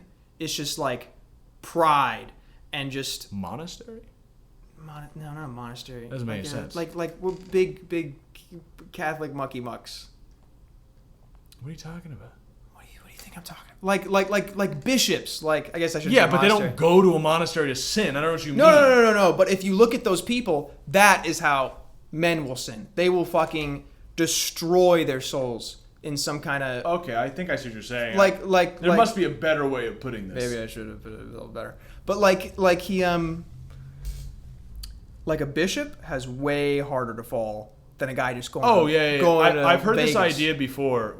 It was talking about Hitler actually and Stalin. I've heard of it where there are men who have. It's like you have a certain amount of energy or like a certain amount of potential of in your life. greatness. Yeah, and it's like you have like Like the average person has like a point, right? And that point can be used for good or for bad. Mm-hmm. And it's still infinitely valuable that their soul is saved or not. Yeah. But like their impact on the world and stuff like that, it's 1 point. But then there's someone like Hitler who he had 10 points. And that was either going to be 10 points evil or 10 points good. Or like Stalin, like 10 point evil, 10 point. Like Stalin could have been one of the greatest saints. Yeah. But instead he's like one of the most evil people. You know what I mean? And yeah, I've heard that idea. If you look at like maybe big Catholic scholars or something, people know a lot. If you know a lot, easy to get prideful about knowing all that really important stuff. That's true. It is. I wouldn't even say there's that aspect, but then there's also just like there are things that reading them will like have an effect. Well, that's what I was talking about. That's how Roberto can just. He's gonna fucking fall on that one. You know what I mean? So it's the same sort of deal. That he could have been completely damned right there if he gave in the temptation. Oh yeah, I guess it's like so Roberto he wasn't going to like, oh, I'm gonna just leave the faith to go like fuck some woman. Yeah. He resisted that easy. But like he could have like, I'm gonna go practice necromancy. You know, like he's going all the way. Yeah. Like, yeah. And deals with the devil, by the way, which we'll get into the intermission episode, I guess. There is a deal with the devil in this. They're show. Real, and they happen. And every time you sin, you are making a deal with the devil. That's true. One time, when I've now successfully done so, but trying to quit porn, there was a time where it's like, I cannot sleep. And I thought, if I just whack off, I'm going to sleep. Yeah. That's going to help. And then I realized, like, that is such a stupid deal. That makes no sense. I will sell my soul for one good night's rest. And like I thought, and then it's just like, I'm not gonna do it. And then I slept fine. It was just like, Once I got you, realize, devil. there's like I've heard that idea before a lot, and I've experienced it where it's like once you see what you shouldn't underestimate the devil. The devil is an angel, or is a fallen angel. So is like more He's a higher being than you. He's more better than you. Yeah. More intelligent than a human being. But a lot of the ploys of the devil are maybe just because he doesn't need to use much better, just because of the way people are. But like many of the ploys are like laughably simple, and like when you just look at them barefaced, stupid. And like some of them are just like that, where it's like, am I really going to give up my soul for a night's sleep? Is that what you're offering me? Like, this is the deal with it. You're not offering me conquering the world or even like a beautiful woman, or like you're offering me sleep. It's like, nah, I guess I'll pass. Yeah, and then I did. And then and once you realize it, it's just like, you're just laughing. It's like, this is stupid. This is, you know. Yeah. So every time you sin, think about that. What am I gaining? Yeah, you should think like, you should realize that there is a real spiritual battle, and the devil is trying to defeat you in it. So just think like what is actually happening here? Yeah. And it's that you're selling your soul for like oh man. See, Roberto had a tougher one. I was just gonna go to sleep. Roberto was like, I might learn about like how to do cool rituals and stuff, and like that's pretty cool. And it's also curiosity. Curiosity is a big like driving force in humanity. It totally is. So that can easily lead you into like, well, I need to know, so I'm willing to do anything to know. Yeah. You know. So it's by the way, curiosity is a vice. I don't know if you knew that. Is it? Yeah, Aquinas talks about that. Yeah. I think I've heard that before. I think it depends on how you say curiosity though, right? It's the opposite of like knowledge, of like study. Oh yeah. It's like vain curiosity. Or I don't know enough about that to really get into all the details, but curiosity, be careful. You should have deep knowledge, not surface level, a bunch of different dumb stuff. Well, and not also really know anything. You should focus your knowledge. Exactly, yeah. You know what I mean? Like you should, it shouldn't just be like, ooh, I need to know about everything. And you know what? That demon shit looks interesting. So I'm going to look into that. Yeah. So. Anyway, dude, deals with the devil. Can we talk about the intermission episode? Yeah, so there's an intermission episode in between these two parts. This is episode 5. This, I think, is the most interesting episode of the show. Okay. Personally. It's really cool because it's self-contained and it's not paced fucking like madness. It is. Even though it's only one episode long and it's a whole story in one episode, it fits very well. It's not just off the rails. It's the whole thing is framed by Hiraga. It's a flashback. Hiraga talking to Lauren, who's a femboy, by the way. He is a man who, by all appearances, is a woman. Also named Lauren. Named Lauren, who is a like terrible criminal, supervillain, super criminal. genius villain. Yeah, who has been who was imprisoned, but is now being like used by the Vatican because he is a genius to help use him for good to solve crimes and stuff. Which is what God does. Well, it makes sense. So he's consulted on some of these crimes, but Hiraga is trying to convert him, which is very cool. Yeah. But yeah, Lauren is kind of like the... And at one point, this is worth mentioning. Yeah. Hiraga challenges him to a board game that Hiraga invented and tells him, if I win, you gotta basically convert. Lauren says belief makes people happy or whatever. You know, you could believe in money, you could believe in... it doesn't matter. He said, it doesn't matter what you believe in. People just believe in whatever, and it's pointless. That's what it is. And Hiraga's like, well, then why not believe in God? And he's like, if you think it's pointless, then what does it matter to you if you believe in God? Just believe in God. And he's like, if I beat you in this board game, you have to try it. You have to try believing in God. The board game that he invented. The board game that he invented. But the guy's a genius. So it's kind of even. Yeah. And apparently it's a hard battle. I don't think it's solved by the end of it. And he leaves the... he does win, of course, at the end because he invented the board game. And he leaves the... he leaves... I'm forgetting the name of it. What's the Latin? The Vulgate. He leaves the Vulgate. He leaves the Latin Vulgate, which makes sense. The guy's a genius. Yeah. You don't leave a translation it is a translation, but it's the oldest. He leaves the Vulgate. Yeah. Pretty cool. Yeah. But okay, so it's the whole framing narrative, and Hiraga is... There's two framing narratives. Hiraga is telling Lauren this story that another guy... heard from someone else. That another guy told him. Exactly. Another guy told him his life story. Yeah, it's framed twice. Do you want to tell what the life story is, or should I? You should. Okay. So it's this super rich, famous guy who will go unnamed in the show. And not that I really... not that I'm keeping it secret. Yeah, it's Epstein. Yeah, no. Hiraga says, I'm not going to tell you his name because he's famous. You probably would know him. And he tells Hiraga the story about how when he was a kid, one Christmas, his father said, all right, I've been a demon the whole time. Yep. You had no idea. Yes, I won a game with the demon, and I got the opportunity to, now I get. You won a game against an angel or something. I thought. Yeah, something like that. Yeah. And now I get to decide whether or not humanity is worth saving. I think it's he had a bet with an angel. Yeah. About whether or not humanity is worth saving. So now to win or lose the bet. Yeah. He's invaded this family. He's invaded this family, and now he says, I will give you a great blessing, son. Is he blessing or curse? He might have said curse. I don't know. Because that doesn't make because you might be both. I think it's described as both in the story. And he said, son, you will now be granted 1,000 wishes to wish whatever you want except that this blessing go away. You can't wish that. But anything that you really, really want, you don't even have to say it. Yeah, as long as you actually desire it. Enough. Yeah. You will get it. Which is sweet. 1,000 wishes? You think, fucking sweet. This guy did not react to it like that. He was like, what the fuck is going on? Yeah. And my dad is a demon? Yeah, and he was a very Catholic boy, by the way. Very faithful boy. So he's like, wow, this is crazy. Yeah. But I'm saying, people would probably think, 1,000 wishes, that's great. That's cool. But no, not cool. Which I'll explain. So then, that night, this is very weird. Oh, yeah. Oh, dude, it's so weird.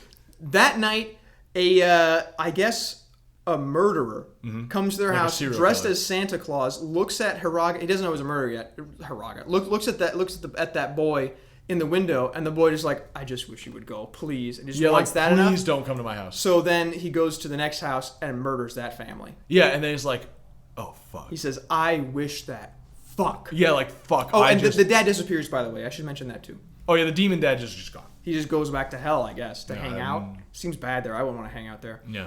And so then later, he tells I'm growing up. I'm doing really, really well in school, but my mom just always thinks that she's always asking, "Did you wish for this good?" Oh yeah, grade? I don't remember if the mom knows about it or she learns. No, she was about there. it. She knows about. Oh, She knows about the wish. She says like, "Did you really get this good grade, or did you wish for it?" Yeah, so And she keeps undermines going. everything he does. He does good in school. He does good in college. He graduates. He said he's doing really well. And his mother's like, she's like, you're using that wish, aren't you? yeah. And he's like, no. But eventually, like, just over the years, it just Because he culminates vows so basically much. never to use it. Yeah, he says, I'm never going to use it. This sucks. I don't want to do this. Yeah. So then, it just culminates over the years. And then one time his mom's like, you're using the wishes. I know you are. And he's mad at her. He's like, I am not, mother. And then she dies. Yeah. Right in front of him. Because in his heart, he wanted her to stop or to die. Which or is that is heavy, dude. Which is real Catholic teaching. Because Jesus says, like, if you look at a woman in lust, you have already committed adultery in your heart. Yeah. And there's if you say about another, if you think about another man, and then it's an insult that it doesn't really get used. I couldn't remember exactly where the insult is. Then you've already committed murder in your heart. Yeah, exactly. Like it's taking that to it's taking it to its conclusion. If you had this curse or this blessing, curse, then like it's showing that that's real. Like that is the real consequence of thinking that way. It's an extremely Catholic like analogy and way to like. I thought it was so interesting, and then later he's just crying. He's like, I cannot believe I did this, and he's so heartbroken. And that's the thing. And then mother comes back to life because he wants her back. Yeah. And then she's like a different person, and she's materialistic and everything, but he feels so bad that he's just indulging her. Yeah. All the time. Still not using his wishes, you know. Yeah. Yeah. Heavy. And then years later. Oh, it gets so fucking crazy. Years later, he's done well for himself without the wishes. He's making money, but he's lonely. He doesn't have a family. So he goes to the aquarium. He goes to the aquarium. He watches every the dolphin day show. and watches the dolphin show. And then he falls in love with the girl. The dolphin tamer. The dolphin trainer. Tamer. These wild dolphins. He falls in love with the cute dolphin trainer. And then one time the dolphin trainer says like, hey, you handsome man back there with a hat. Do you want to get splashed or whatever? Yeah, you want to participate in the show. Because they always pick a couple people. Yeah. And after fucking 1,000,000 times, they pick him. You know? Yeah. And then one time he talks to her. Yeah. And then they start talking. And then they're dating. And they're falling in love and everything. And it's great. And then he says, I'm going to ask her to marry me. Yeah. And then he realizes. I think he asked somebody like, hey, where, so she said she grew up here. Like, what were her parents like, you know? And they're like, why don't you know? Yeah, you don't know this? I don't know their parents. Yeah, you should know this about her. And then she goes like, wait, sounds not right. And then he talks to her on Christmas again. Comes back full circle to Christmas. Ooh, yeah, that's right. Ring theory. It's like a poem. It rings. It rings. Shut the fuck up. And then he says like, I don't know anything about your background. And she's like, neither do I. And then he says, like, she's like, why don't I know any of this? You're not real. Yeah, and so it turns out she was like a tulpa created by his desire, like really created because of the wish. He wished to be in love and have a family, and so this woman was created by that desire and is not a real woman. Yeah, that is like the saddest thing I've ever heard. No. And then, do you remember what he does? And then he says, "You have to go." Yeah. You're not real, and then she like fades away. She Thanos disappears. Yeah. I have not seen that movie, by the way. I only know it from memes. Me neither. And then later, he's just crying at the beach, and he's like, I don't care. Yeah, he's like, I give up. I don't care that she's not real. He says, quote, I don't care if it sends me to hell. I just want her back. It's fucking so sad. And then he lives the rest of his life, and you see her later when you know, we see him telling Hiraga this, and she's there. She's there in the mansion, you know? And it's like, and then he asks Hiraga, did I win against the demon? Yeah. Like, what did I do? Did I prove that humanity's worth saving? Did I prove that it's not because I fell into the temptation? And here's the thing. Hiraga says yes. Yeah, he says he won. I don't know if he won. I have no idea. Because the first time I watched it, I was like, this is fucked up. Obviously no. Yeah. Because he said, I don't care if it sends me to hell. But then I watched it a second time, and Hiraga's like, well, you kind of turned evil on its head in order to do something good. You created something that's all very much like God.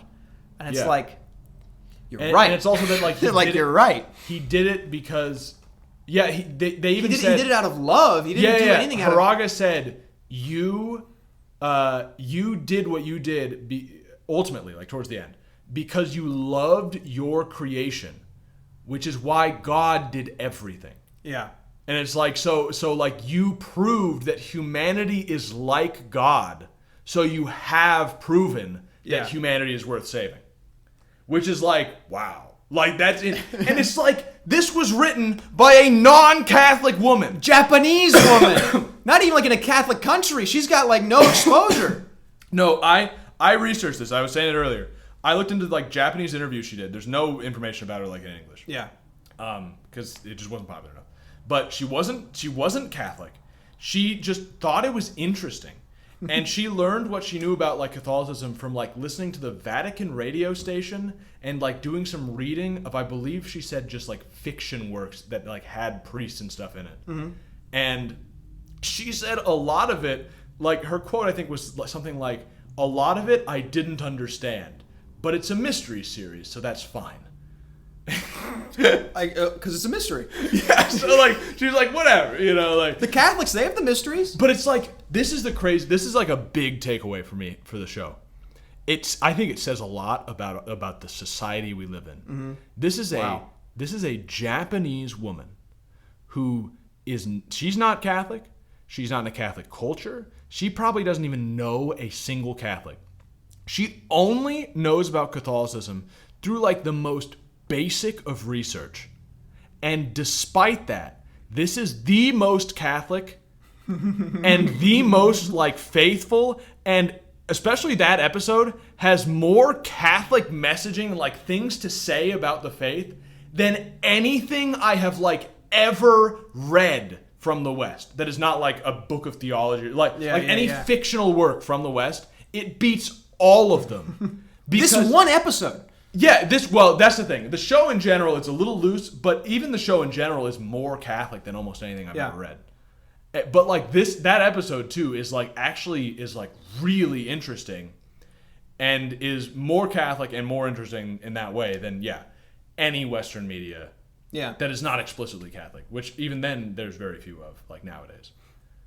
So it's insane. It's almost like we live in an anti-Catholic society. Almost like that. It's almost like that. Yeah. Now I would never call for violence or anything. It's almost like an unbiased third party can do a much better job because we are not living in an unbiased place. Yeah. Yeah.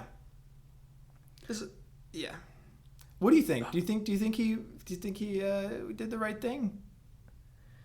I think it's more of a thought experiment than it is like an act. Well, because obviously, you could get a deal with the devil, but it's like on one hand, if he really thought this is sending me to hell, but I'm going to do it anyway, that's a mortal sin. And you can tell this woman doesn't necessarily understand the finer details or like some of how like literal things work. But like, even if something isn't, I actually have an example of this, and I'm fine with saying this. There was a time when, because you're not supposed to eat meat on Fridays. Technically, in America, there's a dispensation to where you can give up something, you can do something else. But traditionally, you would still just not eat meat on Fridays, so that's like the standard. But I had not done that.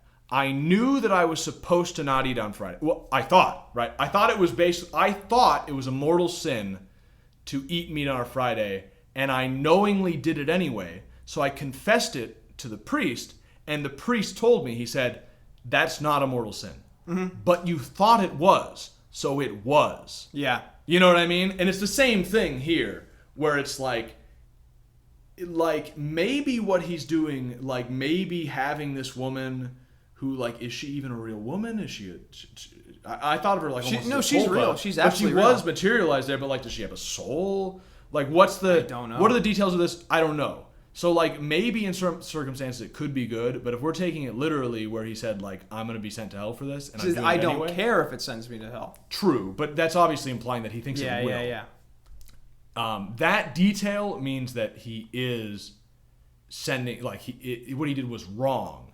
But the question wasn't whether or not what he did was wrong, but whether or not it proved the demon wrong, or you know, like whether he won against the demon. And it's like both. He lost against the demon because he's losing his soul, but he won against the demon because he proved the demon wrong by showing the value of humanity. Yeah. So both. Very interesting. It's extremely interesting. I might be completely... I think it probably sent him to hell, but also, like, geez, that is a lot like what God did. And didn't God die on the cross for his creation? Didn't he give everything? But God didn't... Well, I mean, Jesus did go to hell. But I mean, like, Jesus did not damn himself. I know. So, like, that's the major difference, weird. obviously. But it's incredibly interesting. I would love to talk to, like, a really good bishop or something about, like, what do you think of this episode? I have no idea. That's the crazy... So, like, I think it's... Yeah, I'm thinking more about this episode. And I think it's fair to say this show as a whole is not very good, but also, like, very entertaining. And I like it a lot. But that episode 5 is like masterful. It's like a genius episode. It's like seriously really good. Yeah. And it's self-contained. You could just watch that. I recommend you watch the whole show because it's not very long and it's a wild ride. Yeah. But episode 5. It's a fun time. Episode 5 is great. Yeah. Well, we haven't even talked about the French noble family plot that Let's talk about the clown. Okay, yeah, there's the clown who becomes like the main antagonist / monster of the week. Oh, wait, we gotta talk about Julia. Yeah, Julia, that's what I'm saying. Can you talk about Julia? I don't even know where to start. Julia was the priest in the Africa thing. In the Africa... Another femboy, by the way. In the Africa thing, there's a man named Julia who's a priest. Femboy. And he is like, while Roberto is struggling with temptation... He's becoming really good friends with Haraga and basically being a really nice guy, seemingly. And then he's helping the locals with medical stuff. And then at the end of that arc, it seems that like he killed somebody and then he just like disappears. For very unknown reasons. Very unknown reasons. Very confusing. And then like later we find out that he is the head of the House of Bourbon, which is a real... I play Crusader Kings. I know it's a real thing. It's a real house, a big house in France. No one knows where they got their gold. I looked into the gold thing. I didn't see nothing about. No, but in the show. Oh yeah, in the show they have gold, and they don't know about where they got it. Yeah. So he becomes. It's revealed that he's in charge of a worldwide organization of like I think Catholics, or like at least culturally Catholics. But who go against the church seemingly to like further their own aims, which it's so vague. It's like it seems like they want to create some sort of heaven on earth. That's kind of what it seemed. Okay. But it's so vague. It's like what their actual motive is, I don't know. I just know that he is a priest, but he's like basically he's the antithesis of the protagonists who are like we hold the faith no matter what. Whereas this guy is like I can do better than God. Like I can. That's what Satan did. Exactly. So it's interesting, but it's like not explored at all in the show. He just kind of becomes a supervillain with a shady organization for like the last few episodes of the show, and it's just very. It feels like I assume in the book, it's a long. Yeah. He's lead like, up he's and he's the Captain Cobra. He's the exactly. Blofeld. He keeps showing up. Yeah. Yeah, but in this it's like Moriarty. In this it's very strange. And then the show ends, right? Well, hold on. I want to finish. Okay. So at the end of the, because we got to kind of keep the last one a little bit more contained because the last episode is crazy. Yeah. So in the I don't need to give you all the details on the clown one. The clown one is weird. Not that much of it. Yeah. It's kind of. But pretty much Julia says like he's a big rich guy, evil guy. He says I'll give you you want money to serve me. No. First, the clown one, right? This is what it's saying. How we get to here. Basically, there's a clown that's been going around killing people. We find out it's just Julia, right? Yeah, it's just Julia. It's just Julia killing people. And the reason he's killing people, because they're investigating a miracle there where like these we don't need to get into it. What's the point? Basically, what they find out is all of this is because there's an underground facility run by the House of Bourbon, where they use enslaved mole people to mine out their gold, except there's no gold left. So now the mole people are just there, and they keep them there because they don't want them getting out and spreading the secret. But now they like ship drugs all around the world, which is what they were doing at the South American place at the very beginning. Oh, yeah. And the two priests infiltrate this and then find Julia in there. Yeah. Where Julia offers them money and to save. Well, he offers them money at first. Yeah, and then neither one wanted money. Yeah. Awesome. And then Julia's like, I can save your dying brother, Hiraga. Yeah. I have technology and medical technology that you can't get yet, which I know it's fucking out there. There's a cure for cancer. I know it. It's fasting. It's beef liver. It's fasting. It actually is fasting. Okay. Start your own health podcast. Dry fasting. Dry fasting. Well, that's quicker. But Hiraga still says, like, no, I can't do that. Yeah. And he offers Roberto knowledge. Yeah. Think of all the ancient knowledge I have. Yeah, the he's House like, of Bourbon. Yeah, hundreds of years old house with lots of money. I've got fucking knowledge. Yeah. So he says no. And then I guess Julia gets away something like a smoke. I don't know. Julia tries to kill him, remember? He has him taken away. Oh, that's right. And then puts him in a chamber that floods with water. In the Temple of Doom thing. It's left ambiguous as to whether Julia is actually a bad guy. Because then there's like a riddle they heard earlier that is the key for how to get out of this like Temple of Doom flooding chamber. And then after they're out, they realize they're like, we knew that code. Yeah. So like he put us in a chamber that he knew we could get out of. Why? I'll tell you why. Why? The next episode, the last episode, the final episode, which completely different. It's centered on Hiraga's dying brother having visions of... The side stories are so much better than the side stories are way better, investigations, yeah. because this one's also pretty good. So having visions of a boy who died in that same hospital, telling him about... Well, no, you forgot first. He has visions of like the three wise men or something who appear anytime someone around him is going to die. That's right. I forgot. Yeah. Yeah. And like have all these visions of like there's one, the visions in that episode are fucking crazy. Yeah. I love them. There's one where like everyone's like getting on an ark and like the three wise men ask him like, aren't you coming? And I think he says like, no. And then so it seems to be implied that all these people around him are dying. Maybe because he said no. Oh, yeah. I have a note here that says angels are final destination pricks. Yeah, it's like fucking... Yeah. Yeah. So, yeah, basically... He's having crazy, like, death visions, and he keeps the visions from people. I don't need to read all my notes. Yeah. But so, yeah, then he befriends Hiraga's dead... Yeah, dead, right? It's like the ghost. Roberto. Roberto's dead friend who introduced him to books earlier that we heard about. Yeah. Yeah. And, yeah, do you have more to say? Because I'm not sure how much. It's very strange. Well, okay, the word sacrament is thrown around. Okay, let me get to that. Let me get to that. So I guess, then he comes to the conclusion that the point of him seeing these like three angels is so that he can basically, he finds the purpose of his life is to like relay messages from the dead to the living to like give them hope or something. And it's like, okay, fine, whatever. But then they start using the word sacrament. And like this is where you can tell this woman is not Catholic. Yeah. Because she says something like the definition of sacrament is like a gift from God or something like that. Yeah. And it's like, okay, I guess, but there is a very specific definition. What's his sacrament? What does he do? So yeah, that's the thing is, they start saying that everybody needs to find their sacrament, which is like their will to live, basically. Yeah. And it's like a person who like keeps them going.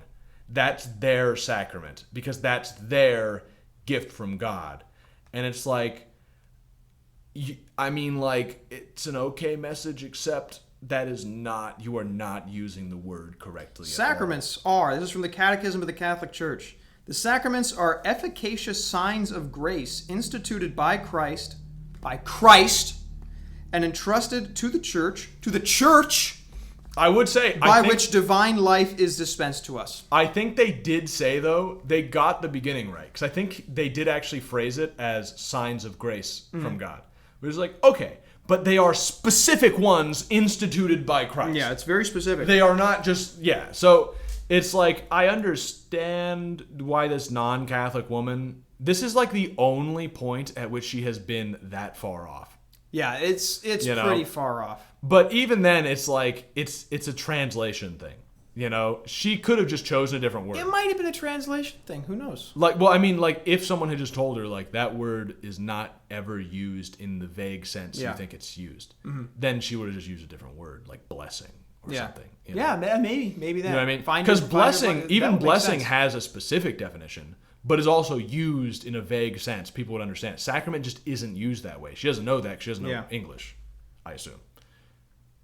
So, but yeah, the message at the end is like to find your reason for living and your reason for living that shows the grace of God, which I was definitely watching it. I was focused on just how badly she was misusing the term sacrament. Yeah. But if you take that aside, like, it is a good message. Like it's like focus on like realize the graces that God is giving you. And focus on those, and those are your reason to like do good in the world and to like that is a nice persevere, message. You know. And it's like I was focusing a little too much on sacrament, but it's a good message. Yeah. I mean, there is the I don't remember the names for them exactly, but there's sort of the progression of becoming holy in this life, which a lot of people, they say a lot of people don't progress past the first stage, but you know, like the first stage is like getting rid of sin, basically. Yeah. And I think it's in the second stage, there's a point at which, like during the first stage, God will give you graces to help you out. But then there's, I think they call it like the dark night of the soul or something, which is the part of the second phase where like God stops giving you graces.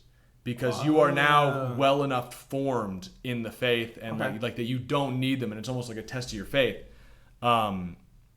So I hesitate to fully endorse the focus on the graces that God is giving you as your reason to move forward, because if you advance in the faith, then there will come a point at which you will lose those graces. Yeah. So, but it's still generally a good message. You should be thankful for the graces of God. Certainly. Yeah, and you should do something with them. Yeah, yeah, which is what Ryota, which is Hiraga's brother, does. Yeah, yeah, he does a weird, you know, ghost medium thing with them, but still, it's generally a good message. Yeah. So I think it's time. Oh, and we should mention too, at the end of that episode, Ryota is saved, by the way. By Julia. Julia shows up out of nowhere. Again, to be clear, the leader of the French Bourbon. The very evil guy, supposedly. Yeah. Gives Ryota the medicine that saves his life. Yeah. Shows up out of nowhere. And just does it. Yeah. Yeah. Which is illegal, by the way. They mentioned that too. He could not have done that. Like he did because they thought he had been given permission by Hiraga, but he wasn't. So that's fine. But whatever. That's whatever. Just undercutting the point. Yeah. Well, he saved Ryota is the point. Yeah. So there's also some ambiguity about like is he actually so a good here guy? I am ready to say what I think the overarching message of the show is. Okay. And you're not going to like it. Okay. So this is a show that doesn't have a whole lot. As a miracle examiner, right? Mm-hmm. There's not really any miracles in the show. I don't think there are any. It's all about... Listen, here's the message of the show. Don't laugh. The real miracle is the friends we made along the way. That is literally... I think you're right. I think you're actually right. The real Vatican miracle examiners were the friends we made along the way. And that's really what it was. No, you're right. The whole thing is about the friendship between Hiraga and Roberto. You're right. They pretty much befriend Julia with their faith. Julia says, I'm gonna help you out. That's a miracle. It's a miracle that Ryota got to be friends with the dead ghost. It's a miracle that Hiraga and Lauren became friends. Well, it's a miracle also, you could say that and obviously now we're doing what the author did and we're using miracle in a loose sense. But, you know. But anyway, it's a miracle also that, like, Roberto persevered in his faith. Yes. And, like, the reason he did it was because of Haraga. Because of their friendship. Yeah, yes. because of their friendship. So you're right. I think you're actually right, and that the message of the show is that the real miracle is the friends we made along the way. And I think it's a great message. It's a great message. I think it's a great message. And, like, it's not even undercut by, like, it doesn't imply that there's not real miracles. Like, the whole cast, especially the protagonists, believe in miracles. And they talk about historical miracles. But it's almost, the point is almost like, because they want to see a miracle. Mm-hmm. And, the end point ends up being, you don't need to see a miracle. You know? Because of the graces God have given you. And if you just take that to its logical conclusion, those graces are the friends they made along the way. Yeah. I think it's good. I don't know why you thought I wouldn't like that. It's funny, but, like, it's 100% true. I think you're 100% right that this show is about that. That is the final message, which is a great message. It is. Do you have anything else? Do you have? I would just say basic overview of Will It Send You to Hell? Yeah. Let's do that. Basic overview. So first of all, sexual shit or like nudity. There's no nudity. No, not even gore or violence. There's some. No more violence than you'd see in any procedural. Probably less than something you'd see at like CSI or something. Yeah. Or it's comparable to like PG or PG-13 like. Did you ever watch that show Castle? No. It's a much more lighthearted procedural. It's kind of on the same line as that. Oh, I maybe watched an episode or two. He's the writer, right? Yeah. Okay. So it's a murder procedural, but it's nothing. Yeah, it's not like Criminal Minds. It's a cozy mystery. There's not a lot of gore or anything. There's no nudity. The most there is like look if you're couple shower scenes. If you're into femboys, stay away. This is gonna damn you to hell. I mean, if you're into that particular look of like a boys love visual novel, they have that look, but they don't actually do anything. It's just the art style they chose. Like that's all it is the art style they chose, and they show their abs a couple times, which just inspires me. Yeah, jealous, dude. Yeah. But so then beyond that, is it bad in sort of a truth sense? Does it say anything that's untrue? Like we said, there's maybe something about like Nazi involvement in the Catholic Church, but other than that, there's nothing. The sacrament thing might mislead you. The sacrament thing, they're using the wrong word. Yeah. There's a couple minor things like that, but I don't think anything where it's like it's actively lying. Yeah. And then morally, will it send you to hell? No. I mean, this show is full of great morals. Yeah, I tell you, I was probably leaning more toward no my first watch, and then I watched almost all the episodes again with you. Yeah. We didn't discuss it then, by the way. Don't think this is a cold. Yeah, we never discuss it yet. And I saw episode 5 again, and I thought, oh wait, maybe that's not a deal with the devil, or maybe it is, and there's more to it than I originally thought. And then I kind of started leaning more towards, yes, it would send you to heaven. I'll tell you, we'll send you to heaven. Yeah, we'll send you to heaven. Yeah, but I guess even sort of stepping back from getting into the meat of the show, really what it does is it makes the Catholic Church look cool. In general, I mean, you just think about the messages the show is giving you. It's showing that it is okay for the protagonist of a show to be a Catholic who is like devout. Yeah. It shows being devout in a good light. It shows and addresses that there are bad people who are in the Catholic faith. That's what I was going to say. That is such an important message. And yet that does not affect their faith. Like it does not cause them to leave the church. And it's got just message after good message. It's got these people. I mean, we haven't even mentioned the fact that they pull out crosses and strike fucking cool poses and be That's gone what I'm saying. demon It makes stuff. it makes the Catholic Church look cool. Which even if you're small brain, you don't get the messages. You go, damn, maybe I should look into this. It looks cool. So you noticed on their cassocks? They have little wings by the collars. They look like they have Warhammer 40K uniforms on. Yeah, dude. That's awesome. They look so cool. They look very cool. The OP, if nothing else, you gotta watch the OP of the show. Yeah. And then episode 5. But like the OP is so cool.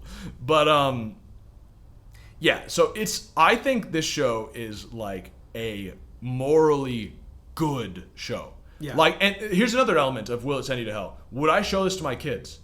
Yes, I would. I probably would. They might ask about sacrament. I'll say like it's probably translation. It's a translation issue. in Yeah, Japanese. that's not what a sacrament means. My kids might know Japanese, so Yeah. I'll just tell them. I'll probably talk about episode 5, saying like, look, I don't know. That's a hard one to answer. Yeah. It seems like he might have made a deal with the devil. Don't do that, kids. To be clear, never make a deal with the devil. Yeah. Yeah, but like, did he really? And you know, and he is like God in this way, and it's that's a good conversation topic for a kid. For a slightly older kid with episode 5. Yeah, well, you know, they're For like the show 12, in general, and I would show this to my kid, and it would, like, I feel like it would have a net positive effect on a kid watching this, and it would have a net positive effect on basically anyone watching it, even though the majority of the show is not that good. Even though it's not that good, yeah. And I'm saying that despite that I like the whole show. Yeah. No, I do like, the first 4 episodes is like, I watch this and I go, damn, this is not a AAA anime. This is... Oh, and like we should mention, just in passing, since we're saying it's not, there's some problems with it. Like, it's a mystery show. They just pull solutions out of their ass. The whole show is pulled out of their ass. Yeah, so like if you do not go into this like, oh yeah, I want to watch a nice hard-boiled mystery. Like, no. You got to watch this if you want to see fucking A, wacky shit. I've seen and B, Catholic shit. Look, I've seen every episode of Scooby-Doo. I need something different. This is it. This is your next Scooby-Doo. I really like this show. And it's the most moral thing we've watched so far. But we don't have much competition. But yeah, I think this will not send you to hell. In fact, it will help you get to heaven. I think it will actually help you get to heaven. Yeah, I think it will too. Unless you're some kind of small brain and you take deals with the devil as a good thing. Because episode 5, but hopefully your brain is a little... If you're watching anime, look, you're in the top 10% of IQ, buddy. You're autistic. So I think this one might be a heaven. And it's not just because it's like a Catholic media thing, because some of those guys fucking send you to hell. Yeah. It's because of what is actually in it. Oh yeah, that's the thing. It has nothing to do with the fact that it is about priests. Because nothing at all. Most things that cover priests don't show them in a good light. I mean, Graham Greene, Power and the Glory. Again, that's like a hero or an anti-hero, but like he's still shown as like a drunk and a adulterer, and but so it's not just because it's a priest. It's because they're good. Yeah, exactly. They could have just been 2 detectives, and it would have been the same. Like it would have been these are exactly. It's nothing Catholics. to do with the Catholic thing. It's because they are good. Yeah. Well, I mean, it has nothing to do with the fact that it's like a Catholic setting. That's what I'm saying. But they are good. Yeah, I recommend the show. I soft recommend the show. Okay, to be clear, you got to be in the right mindset, and it's a goofy show. Yeah. That's the funny thing. Is it moral? Absolutely. Yeah. Is it good? I don't know. It's okay. Yeah. Episode 5 is Episode really 5 is an actual masterpiece, though. All right, we're repeating ourselves. Oh yeah, we're getting. Listen, Patreon, PayPal, send us your emails. willitsendmetohell like at we said, gmail.com. Next we'll be covering Metal Gear Solid, so play it. A lot of you have probably already played it. You can watch my stream of it, Yeoman Video. But whatever the case, get ready for it if you want, or just wait until we tell you whether or not it'll send you to hell. But send in notes. If you've played it already or something, send in a note saying what you think about it. Talk about what you think about this episode, this show. Yeah. I want to know. I mostly want to know about Metal Gear Solid. Yeah, I don't want to be do more too relevant. much backtracking. Yeah, So we'll talk about that. Yeah. Listen, at Cheddar_Breeze on Twitter, at Yeoman Video on Twitter for Michael. Yeah. Also at Send Me to Hell 2. It auto generates them now. Yeah, I think there's a way to change it, but I gave couldn't me figure 2. it out. I don't know. I'm pissed off about that. If I knew I was going to get a 2, I'd just make it the whole Will It Send Me to Hell. Why would they? Yeah. They don't even ask. When you sign up for AOL, they said that name's taken. You want to add a 2 at the end? And you go, okay, no, I'll just try again. I'll just get a different one. You signed up for AOL recently? I was going in the past. I was talking about this is the standard. This has always been the standard. I've never used AOL. What a boomer, dude. I have an AOL. Really? Yeah, when I was like 9, my mom made it for some reason. That was still outdated. That was already outdated. Yeah, my mom still uses AOL, by the way. That's her main email is still AOL. I can't complain. I can't judge you that. I used Yahoo for a long time. But Yahoo's not as old as AOL. Well, maybe it is technically, but listen, Anyway. Just send your cash. And play Metal Gear Solid and let us know what you think of the show. And most importantly, let us know what you think about Metal Gear Solid. That is willitsendmetohell@gmail.com. Yeah, we'll send you. It was good to have a end on a positive note for this one. This is our first. It will send you to heaven. Yeah, I didn't think it was going to send you to heaven, but then I came around on it. Quite I mean, when I first looked at it, I thought it was going to be gay. So. And he said, "This is what I'm watching." It's called Vatican Miracle Examiner. We had to watch it. There was no way around it. Yeah. Well, yeah, and send suggestions if you have anything that we should watch or play or read. You know? See you next time. Yeah, see you. Bye. Bye.